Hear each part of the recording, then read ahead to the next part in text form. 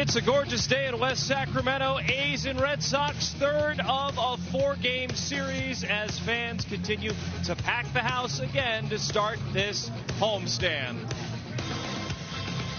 Hello again, everybody. Alongside my broadcast partner, Dallas Braden, I'm Chris Carey. Well, DB, the A's got the win last night. There have been some struggles for both the offense and the pitchers of this club, but one of the big bright spots is Tommy White. His last name might be White, but he's been seeing red with the bat ever since making his major league debut. And he's given the skipper, Mark Kotsay, a lot of confidence in plugging him in to the lineup. And I think what you have watched from Tommy White here in the first 10 games over the course of his young career have been just how good he is at getting to the baseball. I talk so much about the handsy approach from Tommy White, and I think the numbers bear it out. 359 average. He's got two, not one, Chris, but two four-hit games over the course of his first 10 big league ball games. I know a lot of people want to ask about the power. I tell them, sit back, pump the brakes, and enjoy what you're watching in terms of Tommy White and his mature approach at the plate. Dallas, for the A's on the starting side, Jacob Lopez takes the ball. Tell me about what you've seen from him since the All-Star break, because my eyes tell me he's looked very good. I think it's a little more trust in the fastball and understanding for Jacob Lopez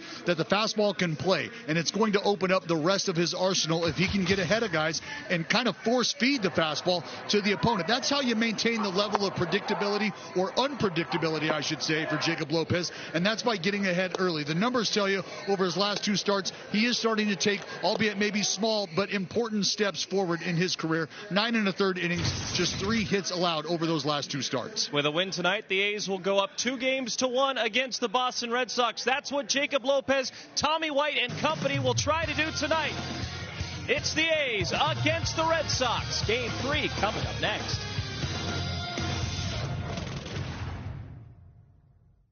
Yep, just got back from Philly.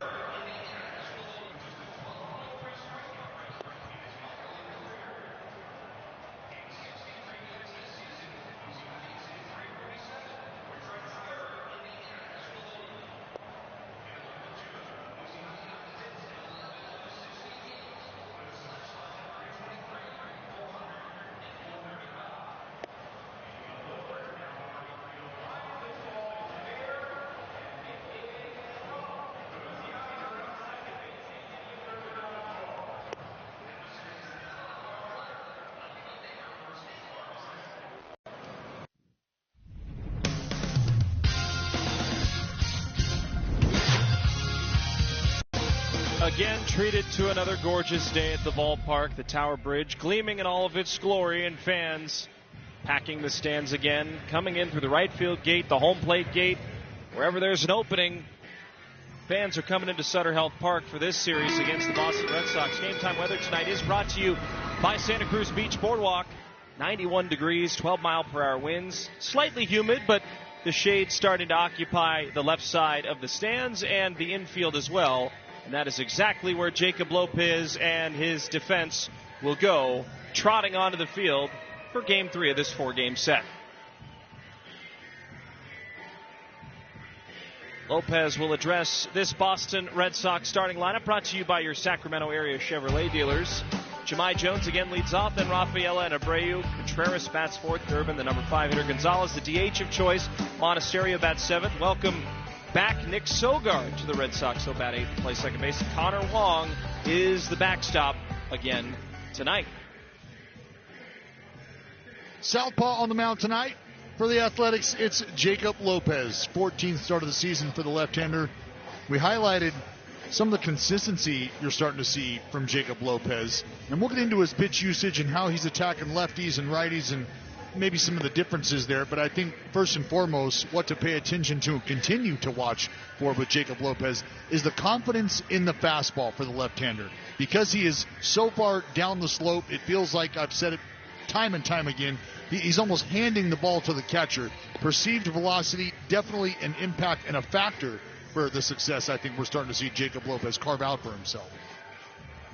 Defense behind Jacob Lopez will look like this tonight.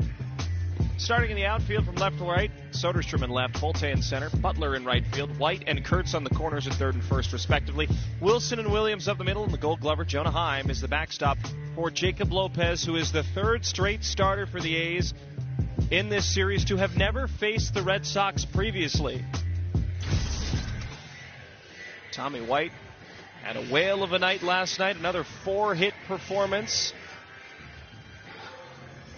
He is earning more and more favor, not only in that clubhouse, but with the A's faithful.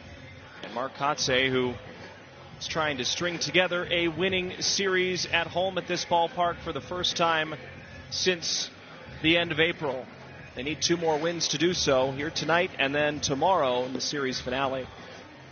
Well, and not that the team is incapable of doing that. I think considering how hot this Boston Red Sox team was coming into this series and really has been for the last month plus or so.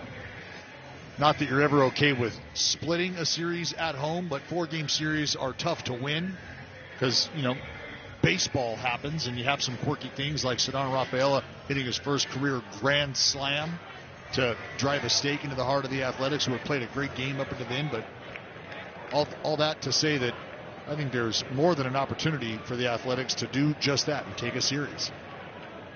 First pitch, and we are underway at 6:41 local.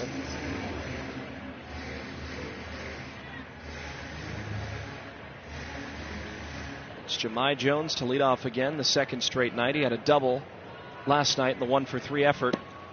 And that's a strike. Who waved strike number 1? Bruce Treckman did. He's the home plate umpire. Nate Tomlinson at first, Carlos Torres at second, and Mark Wegner is the crew chief, completing the quartet at third. So a ball and a strike. Lopez misses outside with a cutter, 2-1. For Jones, 160 overall, but batting .364 after the All-Star break. Has been solid since joining the Red Sox. We've seen Jones at the top of the lineup.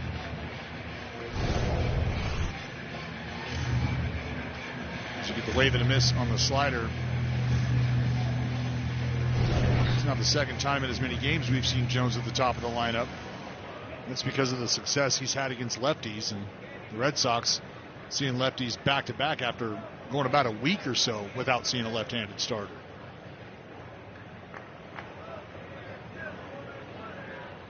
Two balls and 2 strikes.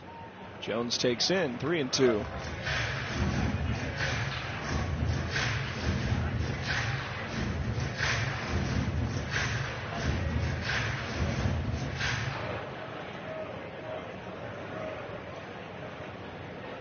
Three-two pitch is high, and that's how the game will start. A leadoff walk.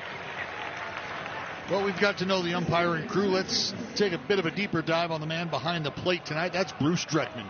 Grew up in Marcus, Iowa, where the only baseball on TV was Harry Carey and the Cubs on WGN. You ever heard of him, Chris? Large strike zone has led to almost a 60% overturn rate, the majority being the batter challenges on called strikes.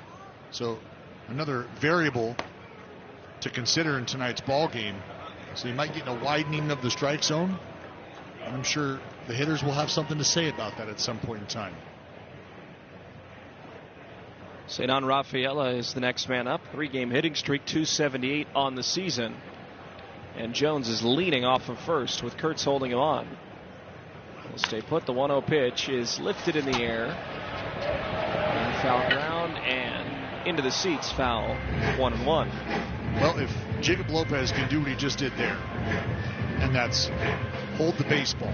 Now, what you have to do in order to be able to hold the baseball is you got to come set and get ready maybe sooner than later because of the pitch timer.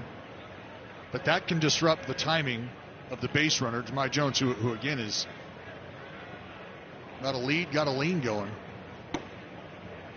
And, for Lopez, I think working on and paying attention to that, which is coming set sooner, giving yourself time to hold the ball, but also working on being able to get down the mound quicker as to not give these guys an opportunity to take off. 88-mile-per-hour four-seam fastball swung through a miss, 2-2. We talked about Jacob Lopez since the All-Star break. 3.86 ERA in 4 appearances in the month of July. 3 starts. But it gets even better. Hitters batting .097 post All-Star break against Lopez. But again, another full count. And they're seeing a lot of pitches. And so at some point in time, I think you can understand where if you're trying to limit the damage, limit the action, you got to limit the exposure. Because when you start to work into these deep counts, unfortunately, you probably expose a large part of your arsenal. And now you've kind of tipped off on how you probably want to go about getting them out early in the first at bat. 3-2. Fouled away. Then there's the foul ball element as well that can just continue the pitch count. Still nobody out. 12 pitches fired to the plate already. Well, the race to 2 strikes is the important race that you're running as a starting pitcher, because from there you can start to expand your arsenal and expand the zone. But the deep counts, as I said, start to expose things. 3-2. Well, he struck him out there. There's the first out of the game. Well, time now for StatCast, powered by Google Cloud. Last 2 starts, Lopez gathered some outs. 19 of them. Here you go. 12 on the slider. 12 on the 4-seam fastball. 3 on the cutter, 1 on the changeup. 28 outs. We talked about Wilyer Abreu being a lefty killer. 347 against left-handed pitching this year. 251 overall. Has 1 hit on this series. And Jahmai Jones at first base.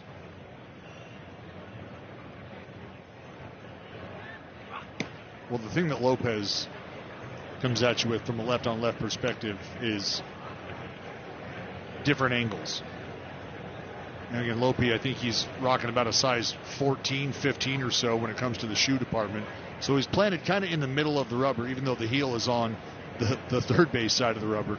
But he's cross-body,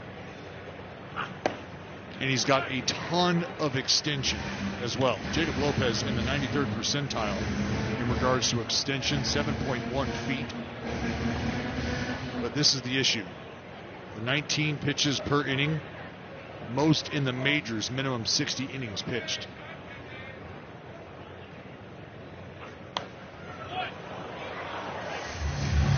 But again, just the angles game, which is what you're trying to play when you talk about setting up on one side of the rubber or the other.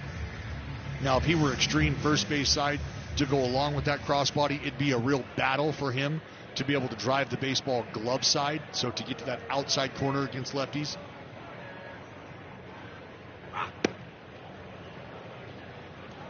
But because he does have that arm side life to it, he's set up, whether you want to call it middle or slight third base side, he lets that crossbody action play for him. Pitch number 18 on its way. 2-2. Cutter outside, 3-2. Third straight 3-ball 2-strike count to a hitter in this game.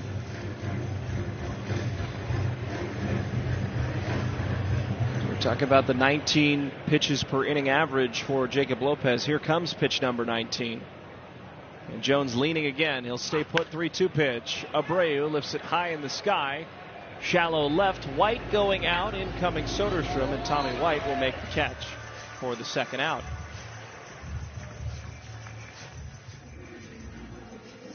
And with the 3-ball counts being a factor for Jacob Lopez, there's another category that you like to look at, or you'd rather not like to look at, but you got to pay attention to, and that's how many 3-ball counts result in outs. And 51% of the 3-ball counts result in outs. Big league average 52%. But I think ultimately it's something you'd like to stay away from if possible. He has Contreras, who's hitless in his last 4 games. However, 309 in the month of July. He's a player who's had a very nice season in Boston. 22 homer season, 285 on the year, and that possibly crossed Heim up. He was set up in, and then he had to snag it away. Well, that's an egregious miss, right?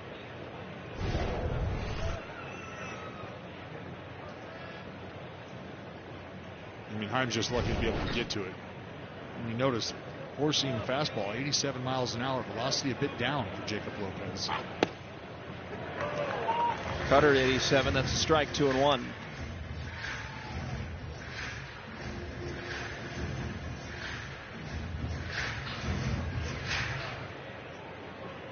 Righties are hitting .286 against Lopez this year. Entering play tonight. That'll go for strike number 2, and here comes an ABS challenge from Wilson. The pitch is called a strike. The hitter is challenging. ABS is powered by T-Mobile. This really just didn't look all that close. Credit to Jonah Heim for blurring the lines back there.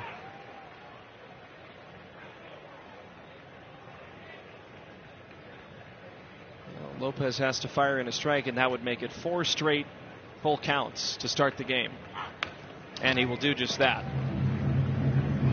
So 4 3-ball 2-strike counts to begin the game. Well, I think Contreras may have caught Jonah Heim on the backswing there. Let's take a peek. We saw it last night with Servin, and yep, hit him right on the glove. Didn't it hit Servin on the glove last night too, Dallas? The runner's going. It won't matter. A walk. First and second. And Durbin's coming up. Yes, Servin last night was caught on the wrist. Going to have a little chit chat here. Meeting on the mound brought to you by the injury attorneys of Ashton and Price. And you know, I like the fact that this is a meeting just between Jonah Heim and Jacob Lopez right now. I think if you can, you let the veteran go out there and try to get the young fella back online, back on track. And sometimes, Chris, the fewer words spoken, the better. Make it short, make it sweet. Light a little fire if you have to, and get back at it.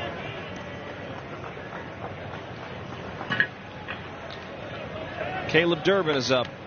He's on a 3-game hitting streak. Jones at second, Contreras at first. And there is strike 1. So he gets ahead immediately, 85 miles per hour on the cutter. Good meeting, Jonah. Durbin 2 for 7 with a double on this series.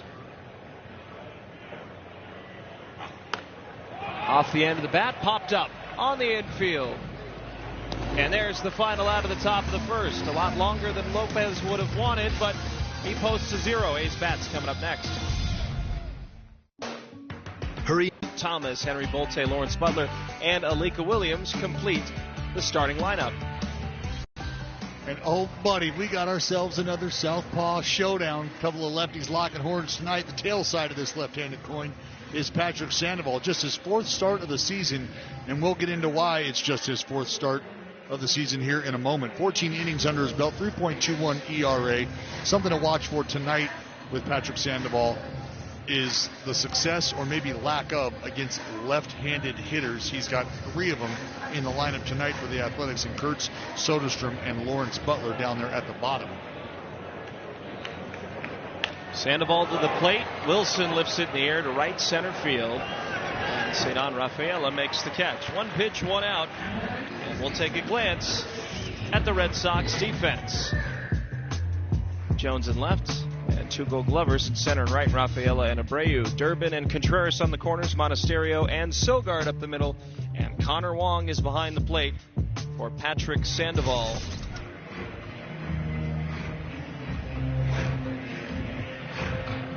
There's Chad Tracy. What a job he's done as the interim manager of the Red Sox. Yeah, I think all things considered, Chad Tracy has done an outstanding job. I think a lot of what has gone into that is the familiarity. Not only for Chad Tracy with the players, but that's a two-way street. You know, it's one thing if you're a completely new face in a new place and you don't have the familiarity that Chad Tracy has with a lot of the players on this roster, but having spent time with them in the minor leagues, I think both groups benefit, not only Chad and the rest of his coaching staff, but the players feel comfortable with who's at the helm because it's not a complete and total overhaul.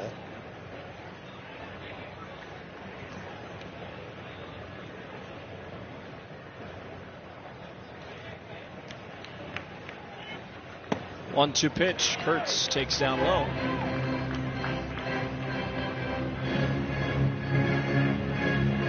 This season, lefties have hit .615 against Sandoval in his 3 starts. And the 2-2 to Kurtz. He works a full count. Yeah, lefty's 8 for 13 with a homer. He's only punched out 2. Hasn't walked a left-hander, but has just struggled to get the swing and miss and frankly, to get him out. 3-2 pitch, and Kurtz gets hit. And he's in pain. You could hear him articulate something there. Where did it get him? Well, I think it may have got him in the wrist. Oh, man. Forearm, wrist area. And I mean, he squares up, and it's not a check swing, it's just a check. And I tell you, for Kurtzy, who is, just a tough dude, for him to emote the way he did, I mean, he was in some pain instantly. It's a 95-mile-an-hour heater that you just wear right off the forearm. And we saw what happened to Curtis Mead, first game of this series. Kurtzy said, yeah, well, you know what? It's a long way away from my wrist. See if I can walk it off down here to first base. And we'll go from there. Sinker, two-seamer just running in, and I mean, that squared him up. Take a listen. Oh, my. Oh. Ugh. Yeah,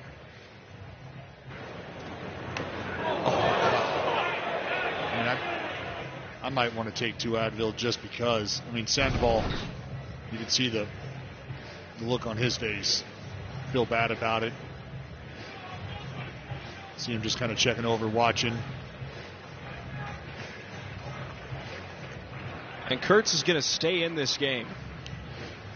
Well, I told you, dude's about as tough as it gets. And Wilson Contreras said, you get a beat of that big fella. And up comes Tommy White. And I'm sure you see what Kurtz is doing with his left hand right now, just kind of working it. He'll continue to do that. It'll be interesting to see if he does grab his glove and head out there on defense.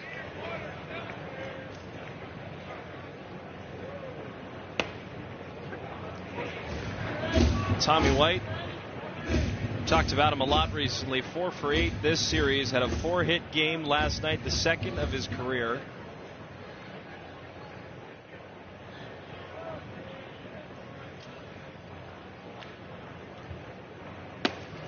Well, Chris Townsend has tried a different nickname, Tommy Singles, and if I'm Tommy Tanks, never fighting words.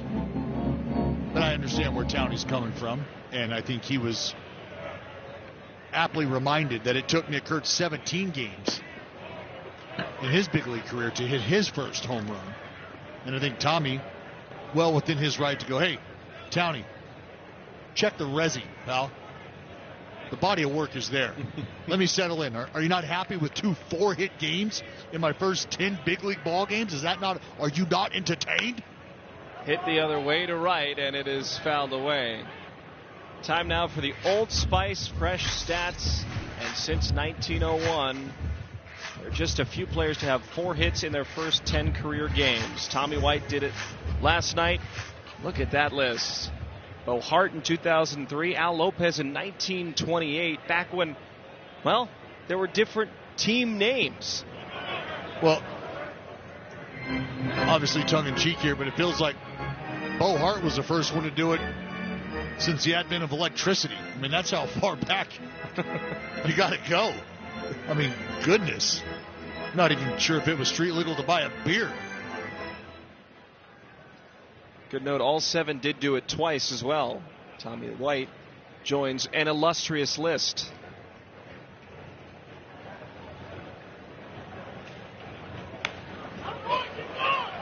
And he's fighting.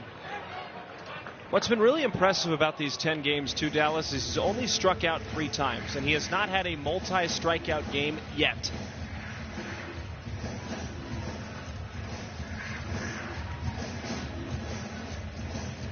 Still looking for his first big league home run, his first major league RBI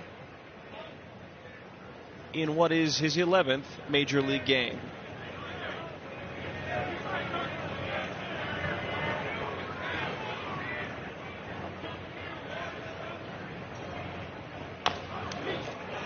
Bouncer back to the mound. Sandoval spins, turns, throws, and Tommy White is out. Kurtz up 90 feet into second base, and up comes Soderstrom.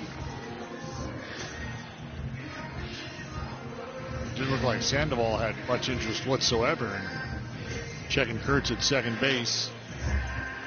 But he got his out. Now there's 2 outs, and he'll face Tyler Soderstrom.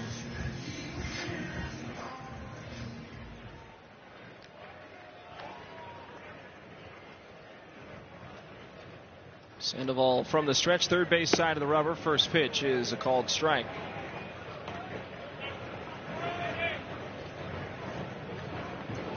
Sandoval did not pitch at all in 2025. After recovering from Tommy John surgery. He's ahead with 2 strikes against Tyler Soderstrom.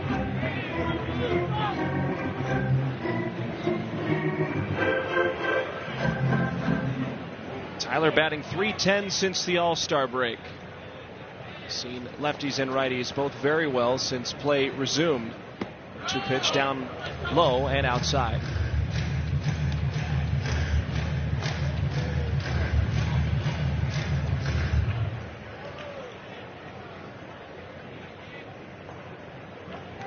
Well, something the Athletics have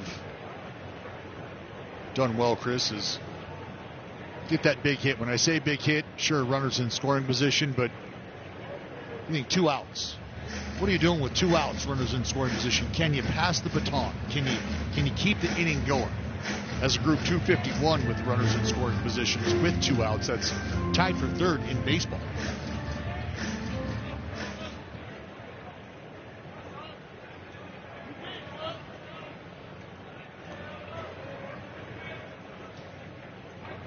One-two pitch to Soderstrom. Check swing. Did he go? Yes, he did. And that will end the first. No score. Moving on to the second. To play defense in the second inning, he will not. He's going to get checked out, and Jeff McNeil checks into the game at first base. No score in the second. Romy Gonzalez is up, taking a strike, 0-1. Expletive, expletive, expletive.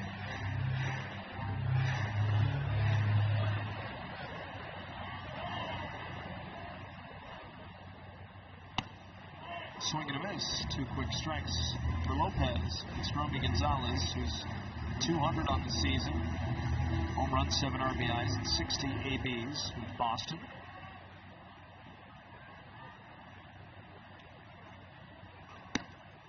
High and outside, 1 ball and 2 strikes. Yeah, it just. I mean, at this point, you really don't even know what to say. I mean, it's one thing to attribute it to, that's how the season goes. A swing and a miss. Fastball strikes out Romy Gonzalez. It just feels like every day or every other day somebody is ending up on the shelf for this club. Well, I mean, the list just continues to grow. Obviously, the most recent news with Shea Langoliers that you're still trying to digest. I mean, you lose your leader in Brent Rooker early, even after he tried to valiantly battle through some of the stuff he was dealing with, eventually just had to concede the fact that it was not getting better. Looks like we're going to have an ABS challenge.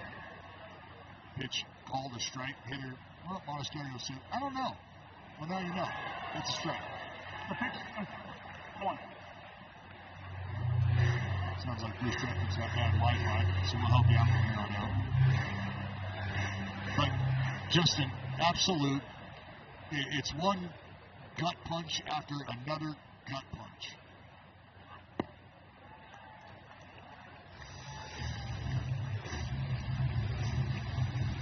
And you see Denzel Clark working his way back, looking at Severino, working his way back. Brent Rooker, done for the year.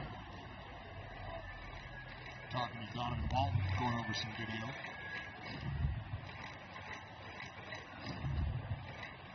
Well, unfortunately, this isn't a game that you can take the field with bubble wrap on, but it just seems like those two fellas today were getting after it out on the field. It's a big positive. Yeah, Geloff looked great. JT Ginn threw the baseball today. Is he going to throw again later this week? Well, that's not necessarily for me to disclose, but gotta believe things trending in the right direction. Line drive into right base hit.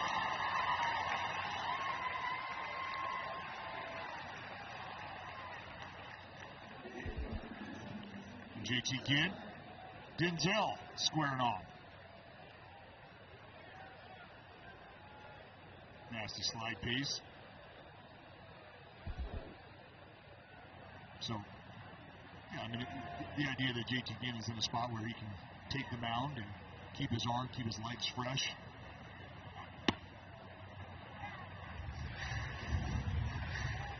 And that gives you a lot of hope moving forward. Here he is. Cousin of the almost face of baseball, Eric Sogard. This is Nick Sogard. He's behind quickly at 0-2. The nephew of the great Steve Sachs.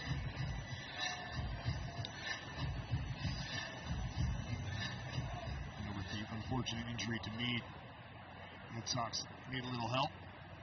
Put Sogi on a bird and got him here as soon as possible. A swing and a miss. Sogard is out.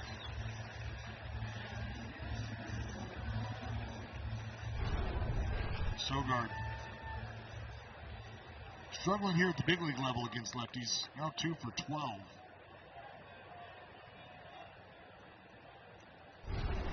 Can't get to the slider away from Jacob Lopez. Connor Wong is up. Last night he came off the bench and made things interesting. Pinch hit 2-run home run to make it a 4-3 game, which is where the game finished in favor of the A's, evening the series at 1 apiece. He's 2 for 5 overall in this series. Brought fire, that's outside, 2-0.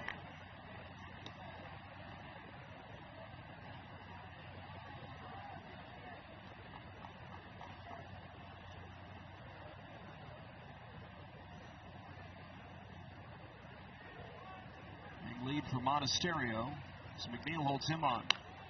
Foul back. Well, Connor Wong tried to do everything he could last night to get the Red Sox back in the ball game. Jumped all over Hogan Harris. Rode him out of the yard poolside and would help the Red Sox pull within 1. And I mean, that's where you go back to that 8th inning.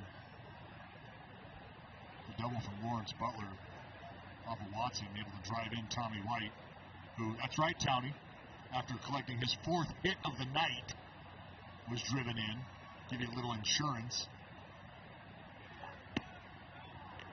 Some much needed insurance. Something tells me you don't love the Tommy Singles nickname. I just think Townie should be appreciative of the work that Tommy White has put in. He's got 2 more 4-hit games than Townie does in the big leagues. 3-1. Lifted in the air. Shallow center. Out go Wilson and Williams, and Aleka has to go to a dive and make the catch. Nice play by Aleka Williams. Stuck with it. A's get out of some traffic in second.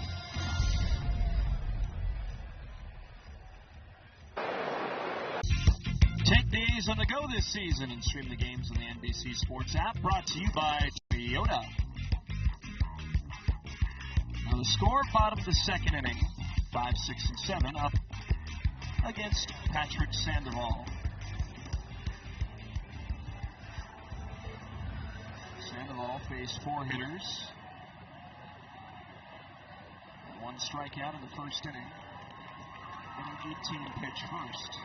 Now Jonah Heim is up, and he takes high. Well, we kind of touched on it. We told you we'd dive into it.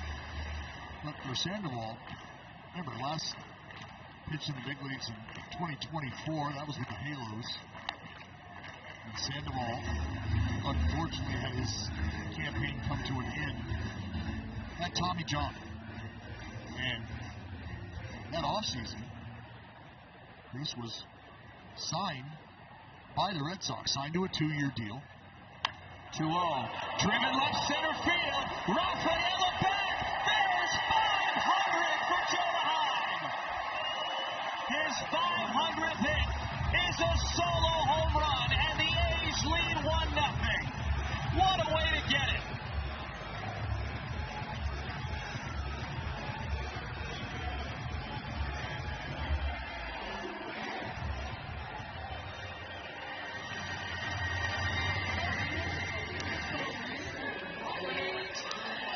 Put it on him, big dog.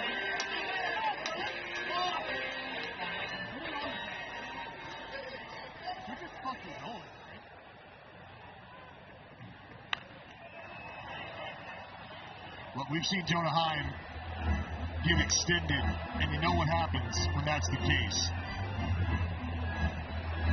Balls fly. Jonah Heim hit a homer back in the first game of this series to the big part of the arc, very similar spot, and he does it again. Sandoval with a heater, center cut, 93, 4-seamer, and it got backspun all right. Jonah Heim got every bit of it. Check the clock. It's Heim time.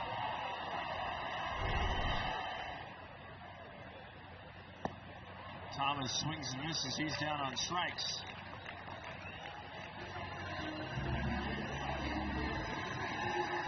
Just a great way to take in the long ball. Dirt cam. Watching Jonah Heim do dirt.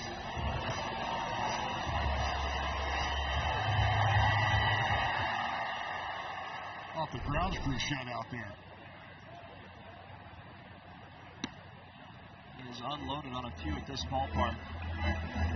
And it comes against an unusual suspect in Sandoval, who entering play owns Major League Baseball's 7th lowest home runs per 9 innings. Well, first home run he's given up to a righty this year.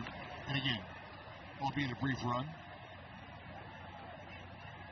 Is since the start of 2022, 0.67 homers per 9. And in a ballpark like this, we know the ball can fly, but that was crushed.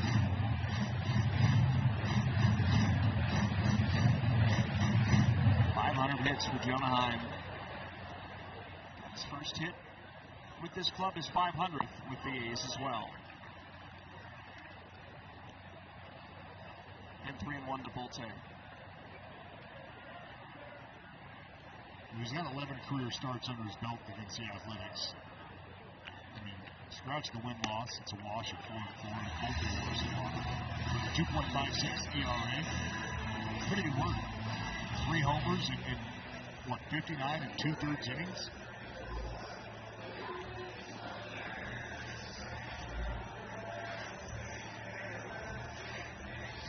Good work done by Bolte to pass the baton to Butler. He's 1 for 4 on this series. Had a pinch hit RBI double in the 8th inning last night, and it was a very big swing because that was the 4th run of the game for the A's in the 4-3 finish. And you know what kind of confidence this will give a guy like Lawrence Butler coming into the ball game and delivering a big at bat like this? Again, the insurance, which clearly paid off. I mean, it makes you feel like you won the bat. Oh, he got the hand in there. Even after Wilson Contreras makes a nice open field tackle.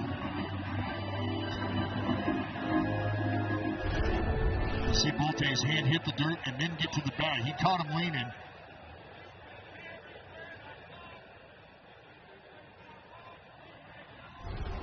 He knew it. He knew he had him. Bolte on the base paths has so much speed, can't not be aware of it. And Butler headed 2 balls and no strikes now. Now let's see if this affects Sandoval. How he's trying to get the ball home quickly here. Again, if he can give himself time to utilize that pitch timer to his advantage and hold the baseball, that could pay dividends. But 7, 6, 5. Bolte's going to go. It's a called strike. Throw down to second is perfect. Well, and it's a combination of a slide step home from Sandoval and a great throw by Connor Wong. Those two right there complete the recipe for Hose and Bolte at second by a fair amount.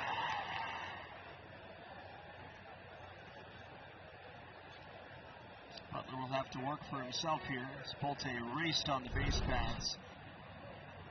Great throw from Wong. Now 2 away, but a 3-ball 1-strike count to Lawrence. Again, a great throw, but a good job of Sandoval giving Connor Wong an opportunity to get a throw down there and be competitive.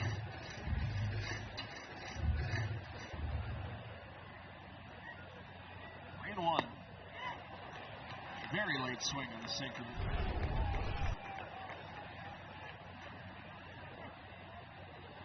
And this throw is money.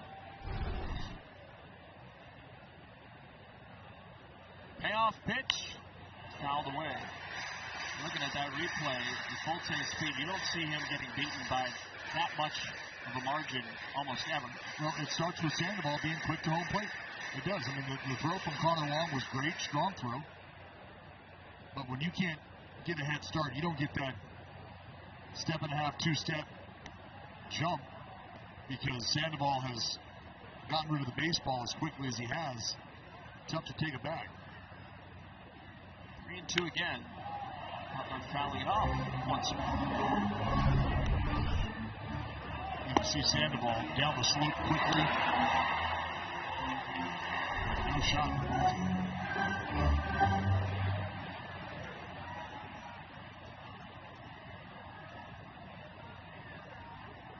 Another 3-2. Butler this time lines it into left. It is foul. Well, that couldn't have been fouled by much. It looked like it was dropping fair from here. Well, he's fought the fastball off a couple times now. This one you thought had a chance to sidle up.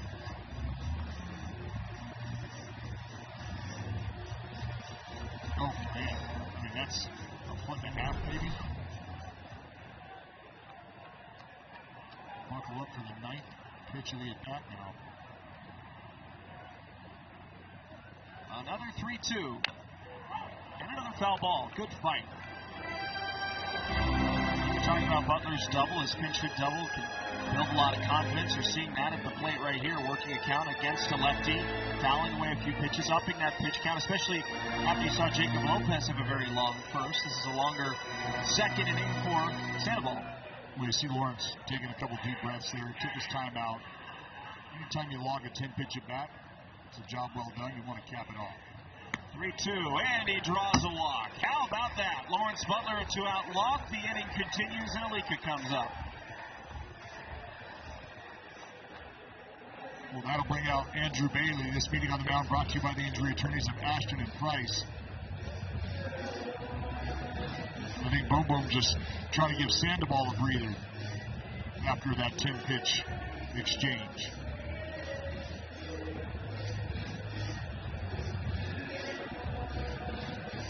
It'd be really nice now to make that 2-out walk sting a little. The league could turn it over. Get it to Jacob Wilson with guys on base.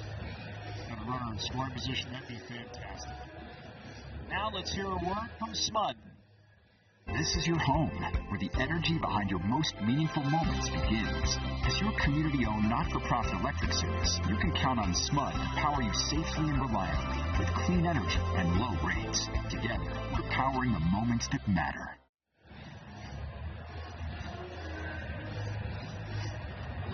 He's not been a stranger to first pitch swings. He's 1 for 7 on this series. 262 on the year with Butler's speed at first.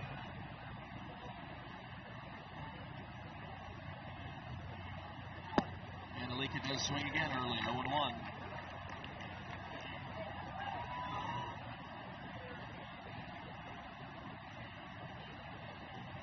He's already lead 1-0. The Jonah Heim home run to lead off the bottom of the second inning, his 500th hit.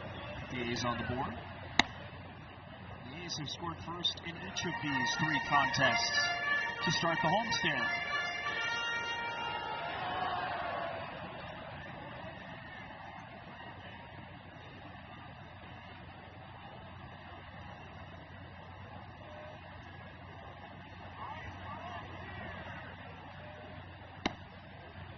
Strike on the changeup. 1-2. Not a bad pitch there from Sandoval. Look, borderline, maybe just a hair out. And either way, look at the changeup now.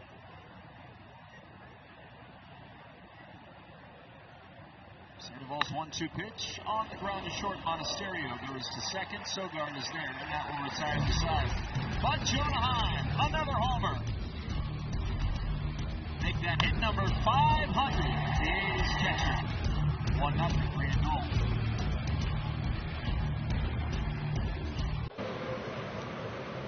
Boy partner, Dirt Cam. See you peeking. Our man Martez doing work out there, doing dirt, as they say.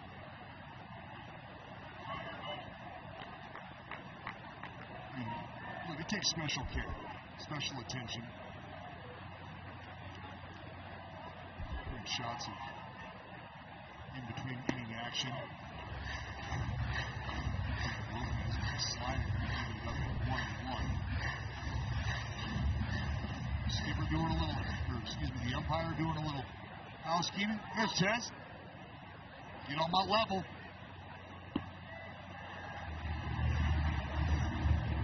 Change up.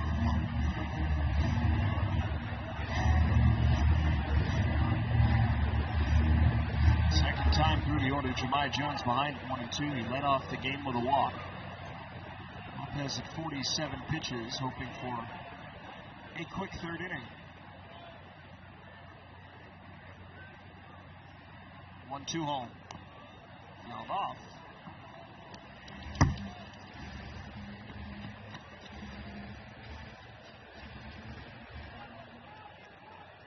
The game it was last night, just thinking about 2 closely contested ball games here at this ballpark. A 4-2 finish 2 nights ago, 4-3 finish. Gates jump led the charge in what was an incredible bounce back performance. 6 solid innings, not a run against him. And Jones will strike out on the fastball. There's 91 there. Velo back up. And this time the lefty Lopez doing work to follow up the great work of Jump last night. I was talking with our man Manolo before the ball game, and he asked me, what do you want to see from Jacob Lopez? I kind of highlighted it in our conversations before the game. That's trusting the fastball, especially against the right-handed hitters. And it's because of the life, it's because of the extension that he has. In my opinion, he's an outlier in regard to being able to cast aside the velocity and understanding what pitch perception does for him, what it looks like to the opposition. And knowing if he can have the run that he can have with that fastball, how it opens up the rest of his offerings. Defensive swing, floated in the shallow center. Bolte coming up, and it will drop. Or a hit.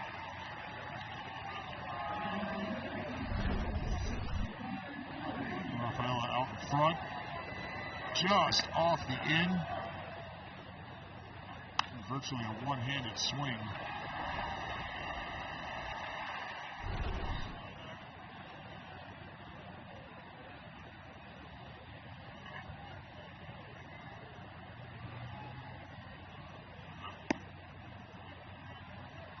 Abreu will take strike 1.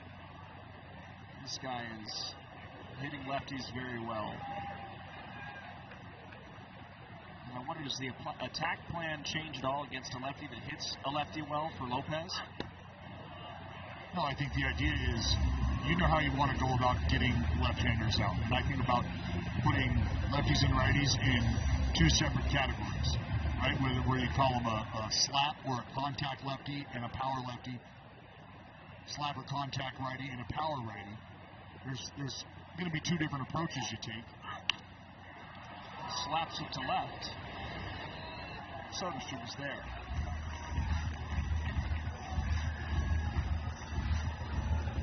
It's time now for the Blue Moon bright spot. A few players that have played in this game are some on-base percentage leaders this season in Major League Baseball. Kurtz, 398 on base. Wilson Contreras, the man at the plate, 390. Having a sensational year with Boston. He has walked tonight.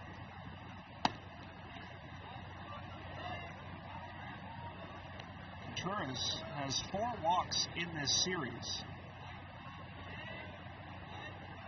So far, 0 for 4 against the A's in West Sacramento. Well, guys on base, you turn that into what? Run scoring opportunities. And Wilson Contreras leads the team in run scoring.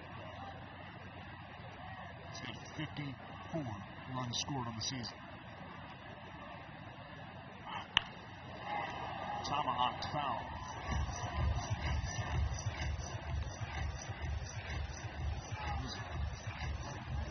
Wing up in the Legacy Club. And on a swivel. There are 2.5 people watching the game right now.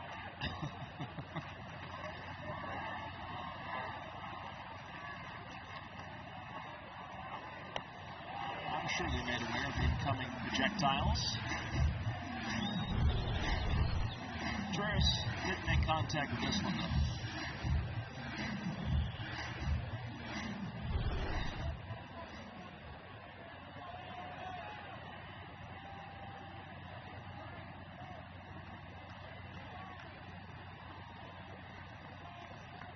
Jacob Lopez with pitch number 60 of his outing.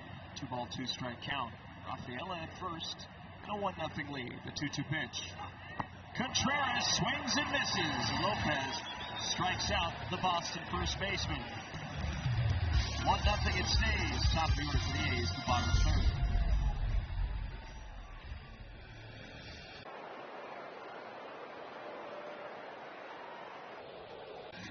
Turn game day into something even more memorable with Theme Games. You can purchase a specialty Theme Game ticket to receive exclusive giveaways and access to unique in-park experiences. Theme Game items and experiences are limited, so get your Theme Game tickets today at athletics.com/tickets. The beard does not come with Theme Game tickets. That is outstanding work, my friend. Glorious. That is ZZ Top-esque.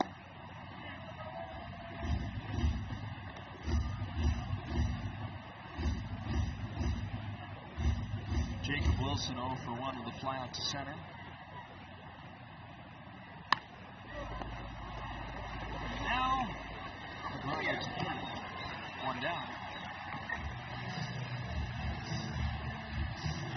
It's Jeff McNeil had to come into the game in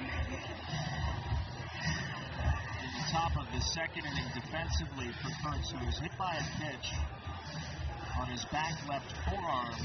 Stayed in the game to run the bases, but once the inning ended, he was taken to the clubhouse for evaluation.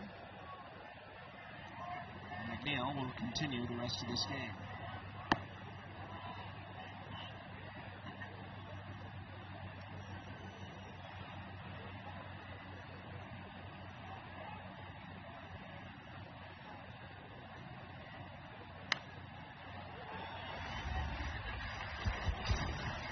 This is how it all went down. Fastball charging in well off the plate. Caught Kurtz right in the left forearm. And I mean, you could hear the thud, the impact. Did not sound great. I hope the results are a little better than how it went down initially. Neal was able to hold up his swing here.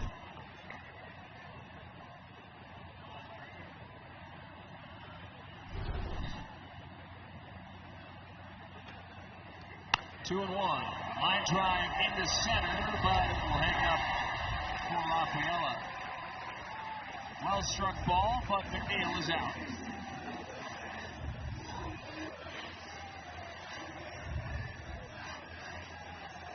Not a bad swing at all there from McNeil left on left. One of the best defensive center fielders in baseball out there, can cover a lot of ground quickly.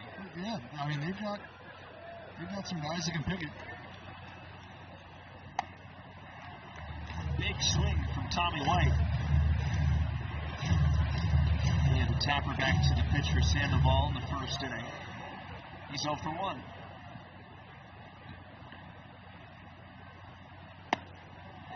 Second big swing in as many pitches.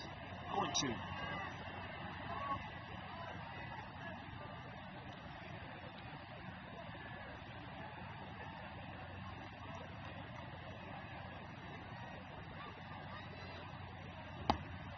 And he'll strike out on a changeup. 1-2-3 inning for Patrick Sandoval. Innings played, the A's lead 1-0. Authentic gear at MLBshop.com. From official jerseys and memorabilia to hats and hoodies, we've got the season covered. Visit MLBshop.com/athletics, the official source for your athletics gear. 1-0 to score. A's ahead. Chris Carey, Dallas Braden, NBC Sports California crew. Durbin up for a second time. He popped out his first time up.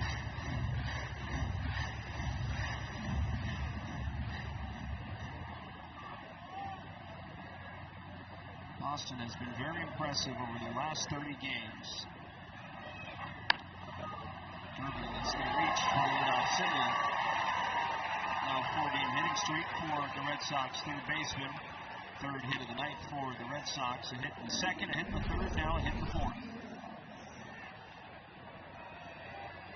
Durbin seemed to get a pitch up, a little bit of an uppercut on the swing there, but the top of the pitch elevated. Not close to the dirt yet. Oh! Close to fly close. Romy Gonzalez breaks his bat, flies it into shallow center. Wilson goes out, and he'll make the catch. So quick out for out number one, and Monasterio comes up. His last 30 games, the Red Sox have won 24 games. It's their best 30-game stretch since 2018. Well, there's, again, no doubt that they've been the hottest team in baseball. Finding different ways to win games. And, talking to some of the guys on the team and some of the coaching staff, I asked about the run that they had been on. And then I asked about leading up to that run. And they said what was nice is that there was never really a change or a shift in energy in the clubhouse. And I think they all felt like it was a matter of, hey, we know why we're losing some of the games we're losing. Into left to base hit. Two-hit evening for Monasterio, first and second, with one out.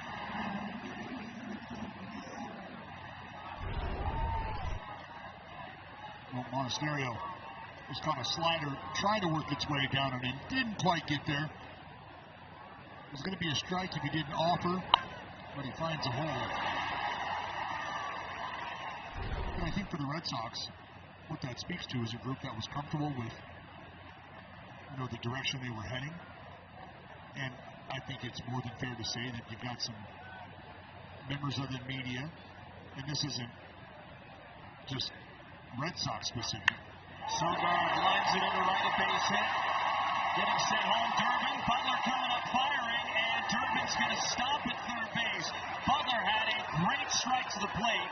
Sogard has a single. The bases are loaded, and Wong is coming up. Well, Butler, when you watch him play this, it's really almost a do-or-die approach. I mean, he's looking to hose somebody at the plate, game on the line type approach. But he plays through it very nicely, comes up firing quickly. Strong throw, an accurate throw, and Durbin, no choice but to hit the brakes. You see, I mean, I wouldn't even call that a hesitation. That's just Durbin checking the ball, making sure it's down. And then from there, off to the races. Being on the mound brought to you by the injury attorneys of Ashton and Price. Right now just trying to settle Jacob Lopez down, remind him, hey, one pitch. We're just one pitch away. You can disregard the 3 knocks, go up there, make a pitch, and you can be out of this inning as quickly as it started. It seemed like as Durbin was heading toward third, Chad Epperson, the third base coach, was waving initially and then stopped at the last second. So good on Durbin on the Red Sox side to pick that up. Sometimes that can get run through, right, Dallas? Well, sometimes you end up, I think as a base runner, you pick up your third base coach, you check, you see whether he's holding you or waving you on, and you put your head down, and you're never able to pick back up that stop sign.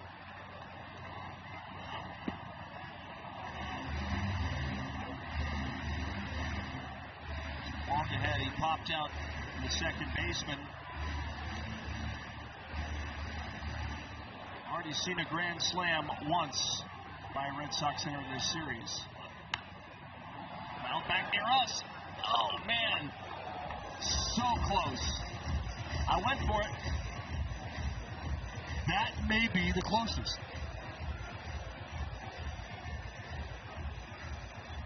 Good effort. Thank you.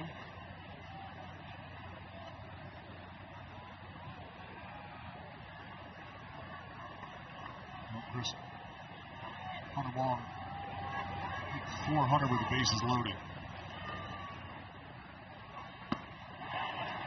Not going to get to that one. Nope.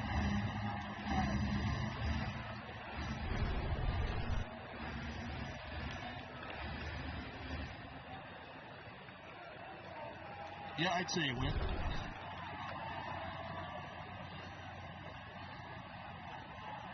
1 ball and 2 strikes. The pitch. Well inside. Almost hit him.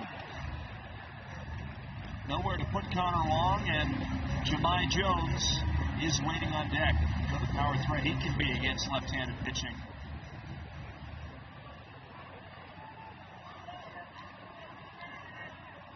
Two. Bouncing ball to second base. Alika flips to Wilson. Wilson to first. Oh, 4-6-3 double play. Lopez gets out of it. And the A's keep their 1-run lead. Just got to make a pitch. Roll me up something tight. Let's go hit, boys.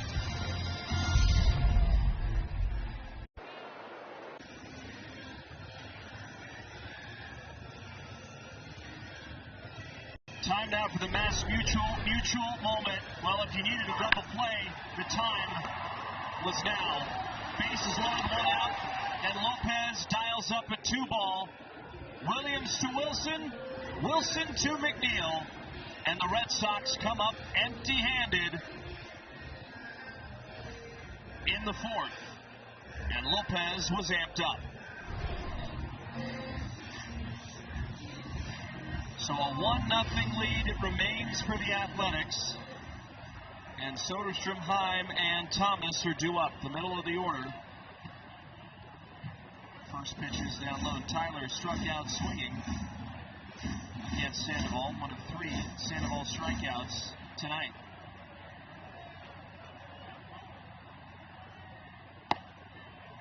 A's have tried to find an answer against left-handed starting pitching. They've lost 15 of their last 18 games against the Southpaws in the starting variety. Overall, 14-26 against left-handed starters this year. And Soderstrom will take a strike, 2-1. Getting ahead early. We've talked about that. First 2 games, Tolley and then Bennett. And now they do it against Sandoval, another lefty.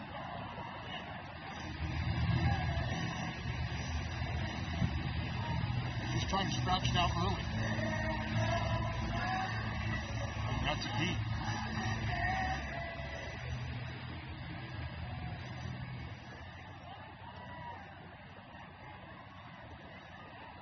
Two balls and 2 strikes. Breaking ball fouled away.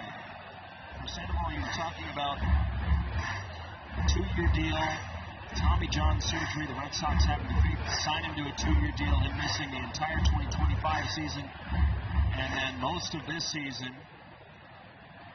But it's worked out well for them because they are deep into the playoff picture. Did he go? He did not. 3-2. No, and I think, you go back to a couple years he had in a row, 2022 and 2023 before the surgery in 24, so he able to just hit the brakes. I think the Red Sox probably took a look at Sandoval, some of the metrics. As he buries a sinker in under the hands of Tyler Soderstrom for strike 3. We'll get to that in a minute. This powerful performance, however, is brought to you by Xfinity. And the X factor in the ballgame right now, Jonah Heim. Second homer of the series. Hit number 500 in style. He's the other way. It will slice. Out of play foul.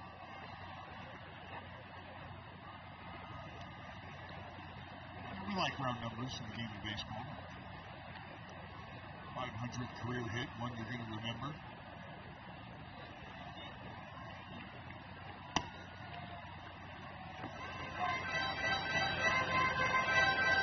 What an addition he's been for the A's. Now an even larger role with Shea Langoliers going on the injured list. It's going to be the pretty much everyday catcher for the A's going forward, I would expect. Off the end, foul. Not a role that is unfamiliar to him. No. I mean, Jonah Heim, it's not to say that he's not capable of giving you steady work day in and day out. I mean, just kind of understanding the role he's played here recently in his career. Might not necessarily be that everyday player. But for Jonah, let's remember, we were having a conversation yesterday about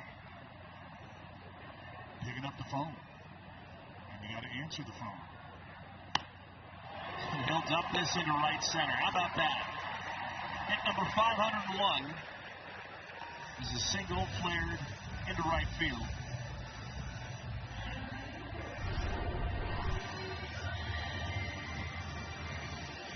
Well, Jonah back at it.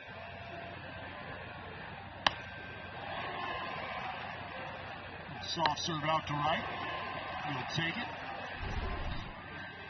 But we've talked about, we've identified that the catching market in baseball is a hot one. This is popped up and caught. And we just had a trade go down earlier today in division trade. Chase Silson, Logan O'Hoppe from the Halos to the Rangers. Halos are going to get Angel Arredondo back in return for the two. O'Hoppe, as it sits right now, was optioned to AAA. Silseth will join the roster, join the team in Texas.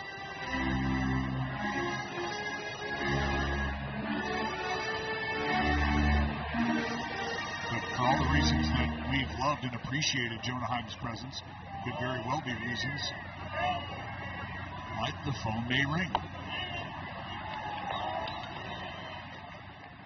Around the league, there's traction to Hunter Goodman, especially for his offensive prowess. Ivan Herrera, another one. He's getting some trade buzz. Jonah Heim continuing to hit home runs. You never know what could happen. All we can say is he's been excellent in his return to the A's.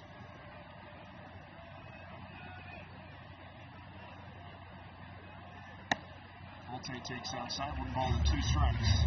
Remember Heim, 4-year stretch, 22 through 25, where 120 plus ball games.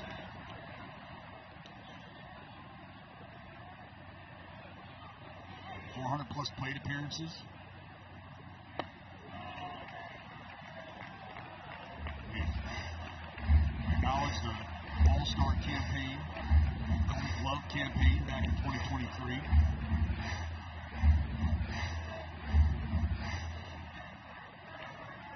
He has played in the biggest stage and won it, World Series champion in 2023 as well. 2-2, makes the party on that fastball. Monte strikes out. That'll end the fourth. A's 1, Red Sox none.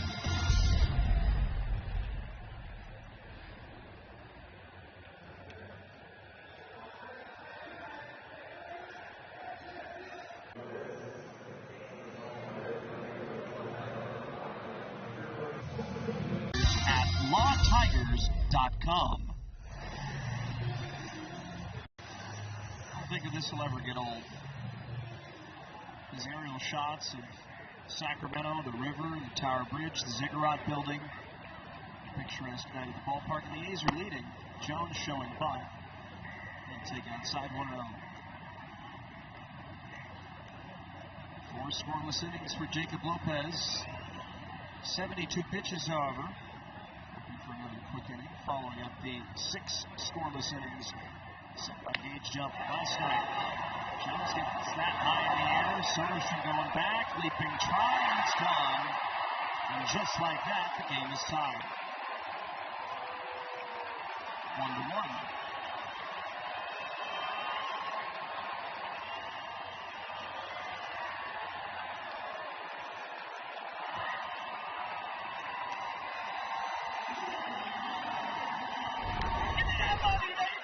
Jones able to wait just long enough on the slider. Flipped him out front, got the ball in the air. You know how the rest goes. You know, that's something for Jacob Lopez. High ball pitcher. Ball's in the air at this ballpark. Tough time staying in the arc.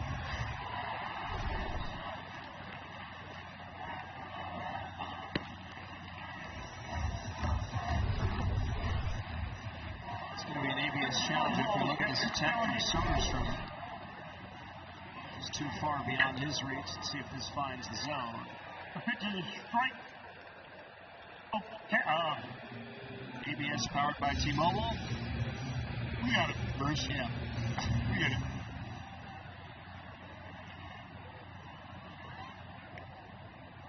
0-2 pitch.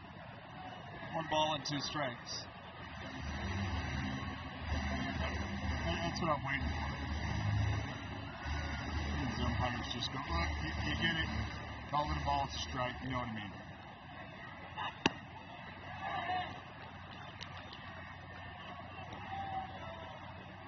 At Jemai Jones homer, you know the A's are frustrated with game-tying homer, but you're almost glad he didn't come up in the 4th inning where the bases were loaded. There's only a 1-1 scoreline. Foul ball gets pitched into protective screen. Just disappeared.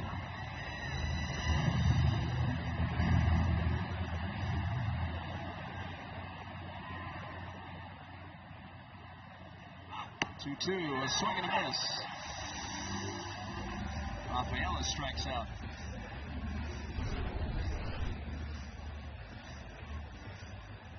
And there it is. Trust the fastball, arm side against the righties.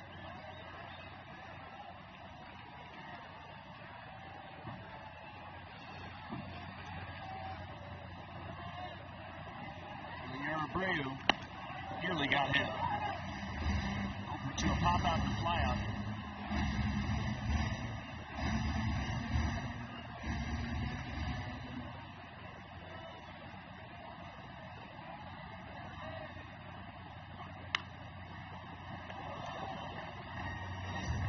Taka Yoshida had to get out of the way of that foul ball.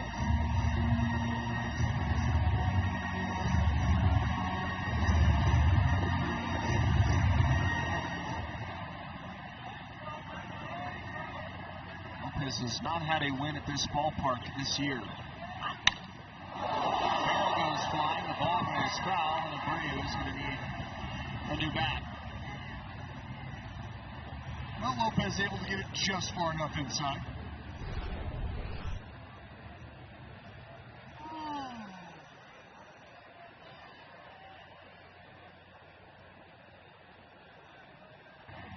It's into the woodpile.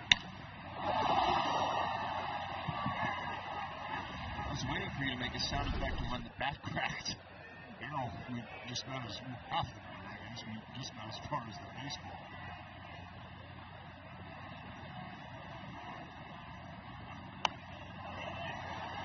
Kind of reminds me when we throw out those home baseballs late in the game here. Sometimes I think I hear you making sound effects when you do it. Oh yeah, for sure. You think that adds an MPH? Well, it does, and especially when I'm looking at visiting fans. As Lopez go up top against Abreu, get the wave and a miss. Now 7 strikeouts for Jacob Lopez tonight. Back-to-back strikeouts here for the lefty.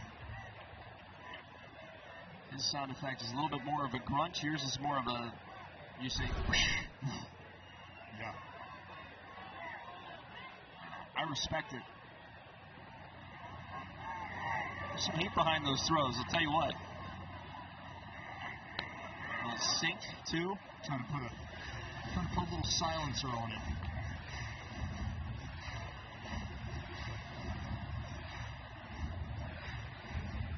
Contreras 0 for 1 with a walk and a strikeout.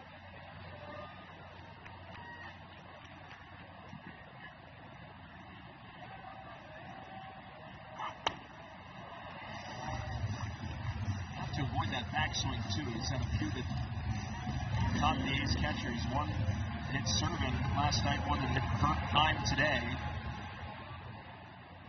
Especially when he gets big on a pitch. He gets big again and strikes out. Lopez, another strikeout. He strikes out 3, but the Red Sox tie it after Jones' home run. 1-1 the score.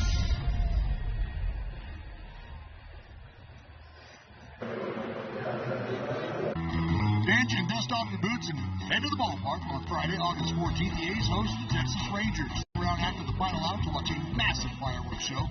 Light up Sacramento sky to all your favorite country music hits. Kick off your weekend with great music, big hits, and epic fireworks. Get your tickets right now at athletics.com/promotions. Lawrence Butler worked a walk in the second inning. Was up again in the fifth. The tie game, 1-1.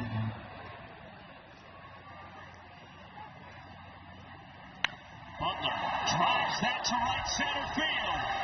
Way back. It is gone. The first home run of Butler since June the 19th. He has waited a long time for that, and he finally exits the building. His 6th home run of the year, and the A's right back in front.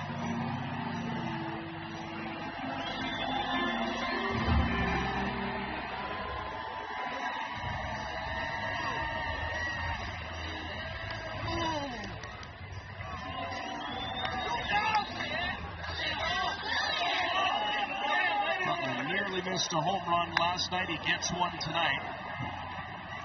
Alika will pop it up, swinging on the first pitch again, and it's dropped. Wow. Alika will see another pitch. Well, speaking of seeing a pitch, let's take a look at the last pitch that left the building. Lawrence Butler keeping that front side closed. Got a breaking ball that stayed in her third, and he didn't miss. Sandoval fought the law. And the law won. Got him.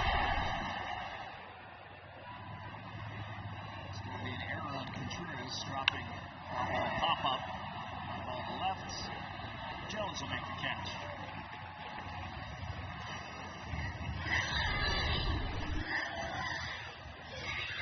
There it is. Little wrinkle that got ironed out by Lawrence Butler. Stay fair. Stay fair. Zone 4 stands up.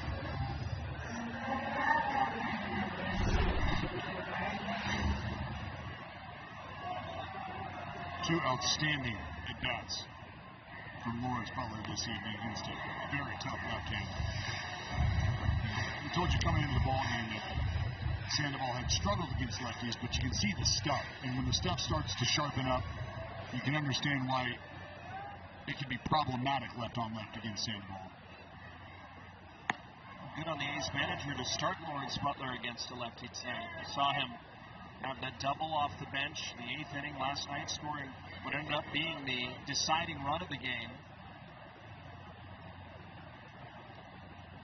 Now starting tonight, Wilson drops it into right center. 0-1 out single, his second hit of the series.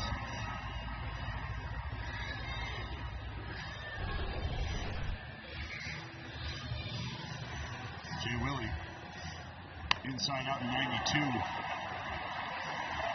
Right over the head of Sogard. And Jeff McNeil, who put a decent swing on a pitch in his first at bat of the night. That was back in the 3rd inning. Remember, McNeil lifted for Kurtz. Or excuse me, Kurtz lifted for McNeil. Kurtz unfortunately wore the heater on the forearm.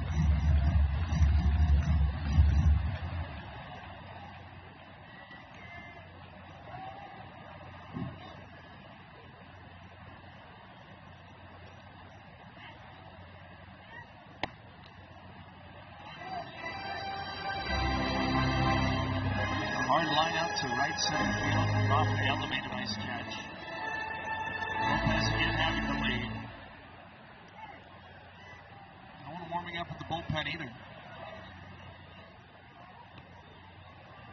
So despite a long first inning, Jacob Lopez, he will likely see the 6th.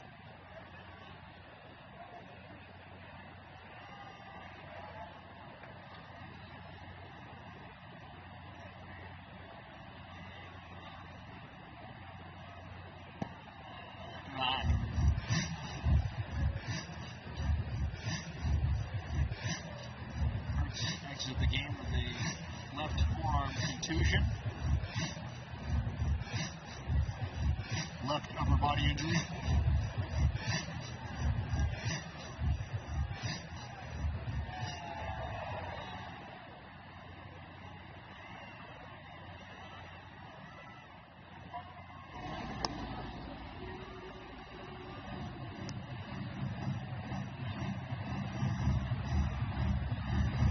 Sandoval at 79 pitches, about to fire in his 80th. This may like their chances more against Sandoval right now, who's seen some loud contact recently as compared to Boston's bullpen that's been lethal. Second half of the season. Elite, as of late, to say the least. It's crazy smart about it all, Dallas. The bullpen has seen the most innings in baseball since the All-Star break, but they are also having the best ERA out of the bullpen since the All-Star break. 3-1. Ground ball, that's through for a hit. Wilson will stop at second.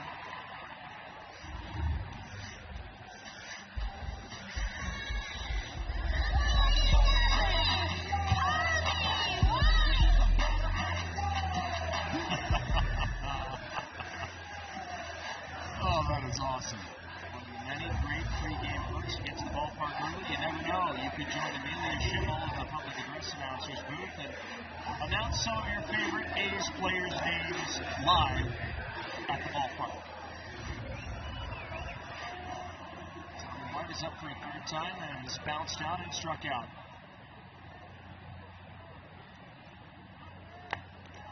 Lost his helmet.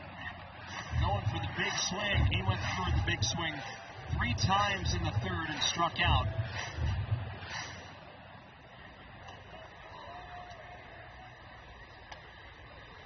Guerrero and Weiser cranking now for the Sox. Robert foul. He's behind at 0-2. Well, but this is where Tommy White has been so good, is even if he's down early in the count, because he has, in my opinion, a mature approach for a young fella at this level. He can chip away, see some pitches.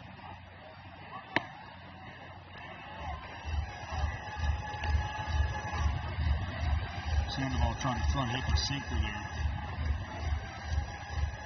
Now let's see if he tries to wrap a slider down and in off that, or if he goes to the changeup. 1-2. He's able to fight that off. Right, and that's the whole point, right? That's what I've been saying about Tommy White. It's a great pitch from Sandoval, and you can see that front post from Tommy White stiffen up and then kind of collapse as he gets some momentum from the backside working through, but the hands still in a good enough spot where he can just kind of fire them and fight off Sandoval.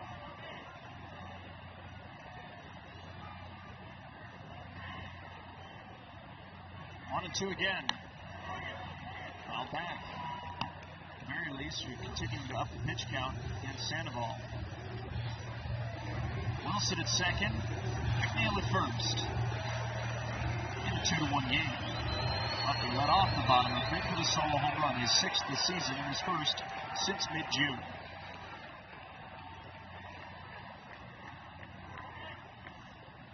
One-two pitch, show wave and a miss. It's the first multi-strikeout game of Tommy White's young career happens tonight on this Sandoval pitch. Massive change pace. Great arm speed from Sandoval.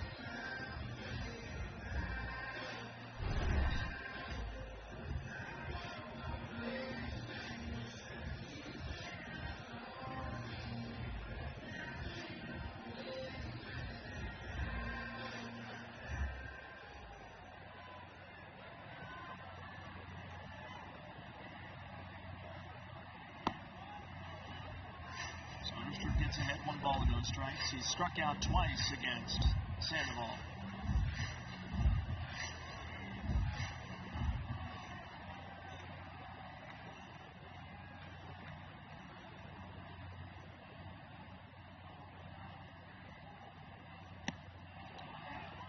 Made contact with his bat, a foul tip, and it's 1-1.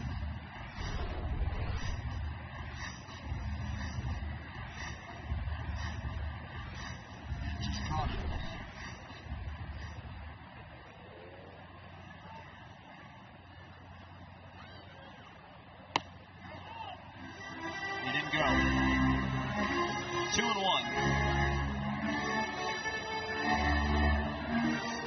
Left side open for Soderstrom with Wilson on second, Naylor first. 90 pitches now for Sandoval. 2 outs in the 5th. Big swing. 2-2.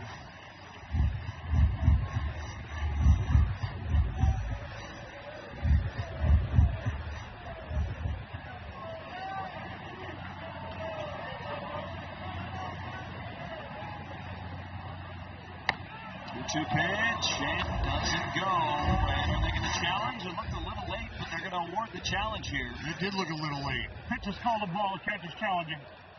Did not look immediate. Not a terrible pitch. ABS by T-Mobile. Did clip it.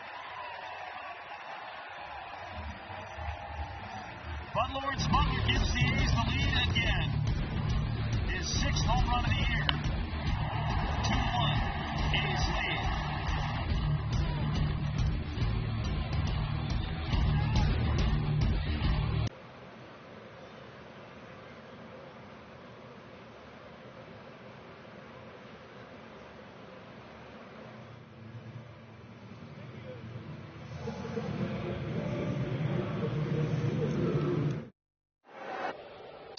Game 3 of this 4-game series against the Red Sox in West Sacramento. Thank you very much, Mr. Butler. Durbin up, 1 for 2, and swinging on the first pitch. It's a fly ball to right. Butler on his horse, still moving, and it will drop foul.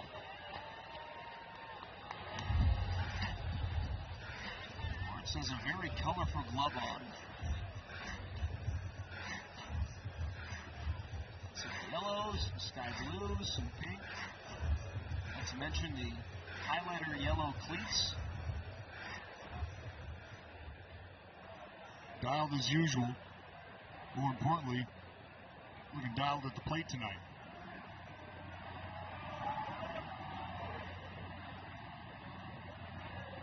Lopez at 88 pitches. Durbin taking low in, 1 ball and 1 strike. Hayden Yeager is warming up in the bullpen in a 1-run game. Starting to see him with a little consistency.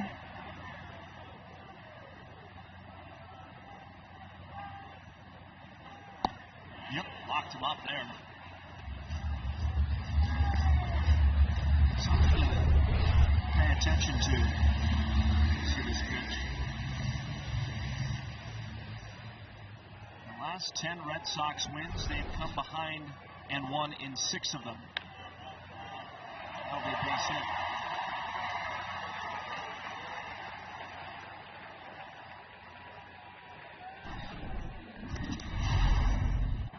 Time now for the in-shape endorphin player. Gage jumped last night on his best behavior. 6 innings, just 3 hits, not a run to be found, 7 punch-outs, 90 pitches for Gage jump. I think the mere handful of walks had a little to do with that. 4 walks. But all in all, a great performance from the left-hander. Getting another good one here tonight with Jacob Lopez, who with 92 pitches would love to cap it off with 6 solid innings. Jack Perkins was great to begin the series. Unfortunately, it ended with an A's loss. Gonzalez pops that up. Shallow left. White and Wilson. Tommy White drops it at foul ground. That's going to be an error on Tommy White's second dropped foul ball on a pop-up this game, 1 for each team. Well, you see Tommy White doing a little karaoke here. And as you start to move like that, you start to swivel the hips a bit. I think you can start to see the head movement just a touch for Tommy White. That's where the baseball starts to bounce on you a little bit. Just off the thumb of the glove there. Gonzalez gets another chance. Durbin on first. He's firing inside. Tommy Gonzalez still trying to find his footing this year after recovering surgery. Last 2 years, he batted .332 against lefties last season, .302 in 2024. So historically has been great against the Southpaws.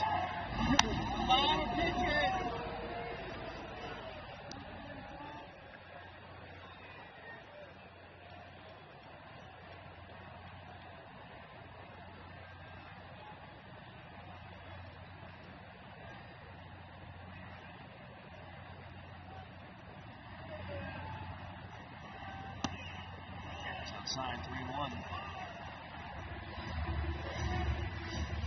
This is where you want to lock in. You got to get back in the at-bat here. The last thing you want to do as a starting pitcher is leave a mess out there for the bullpen to clean up, and you become a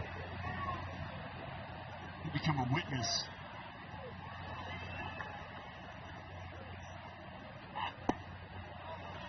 Strike 2. Remember, Boston has 1 challenge remaining, and in a close game, you don't want to use it unless you're absolutely positive that it will go your way. 3-2.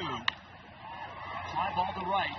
Butler broke in, now moving back. Still going back. And on the warning track makes the catch. Durbin's going to tag. Test Butler's arm. The throw is late. And Caleb Durbin advances 90 feet. Well, a heads-up play there on the bases for Durbin. You'll see Lawrence Butler has his momentum taking him towards the line and then eventually able to kind of hit the brakes and square up on it. But just because he's squared up doesn't mean he's going to be able to play through it with any sort of momentum. And you can see his footwork taking him backwards, just not enough time to get through it. And Durbin picks up a very valuable 90 feet. Jacob Lopez will leave the ballgame, responsible for Durbin on second base, as it's going to be Hayden Yeager with 1 on, 1 out to square up against Monasterio when we come back.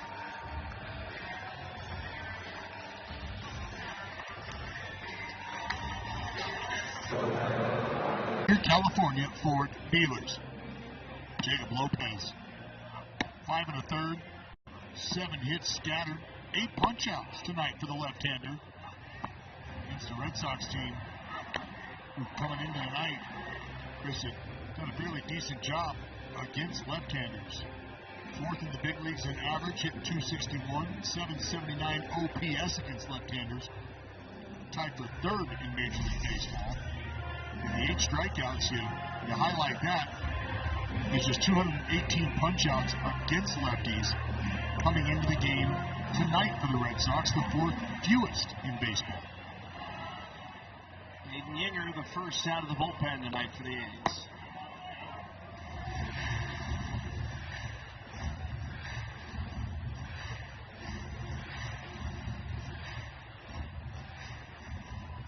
Appeared in game 1, a scoreless 8th inning of relief, and he gets a pop-up on stereo to his counterpart Wilson. The shortstop puts the squeeze on it and 2 away, and up comes Sogard, this time the left side of the plate.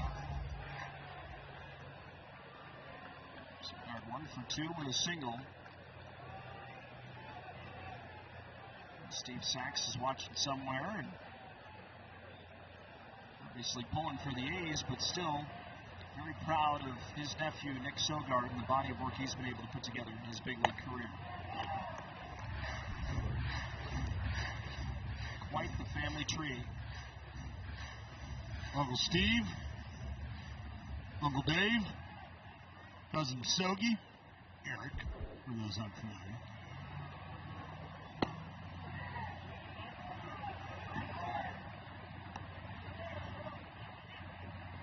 Worcester, Sogard batted .269 with 5 home runs and 28 RBIs. Chad Tracy is the most familiar with Nick Sogard out of anybody on this Red Sox team.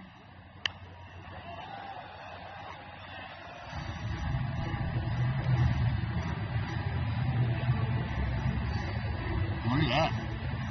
Nick in the clubhouse to celebrate with his cousin. You see Uncle Steve on the field. Not tough to find a game of catch there in that family, huh?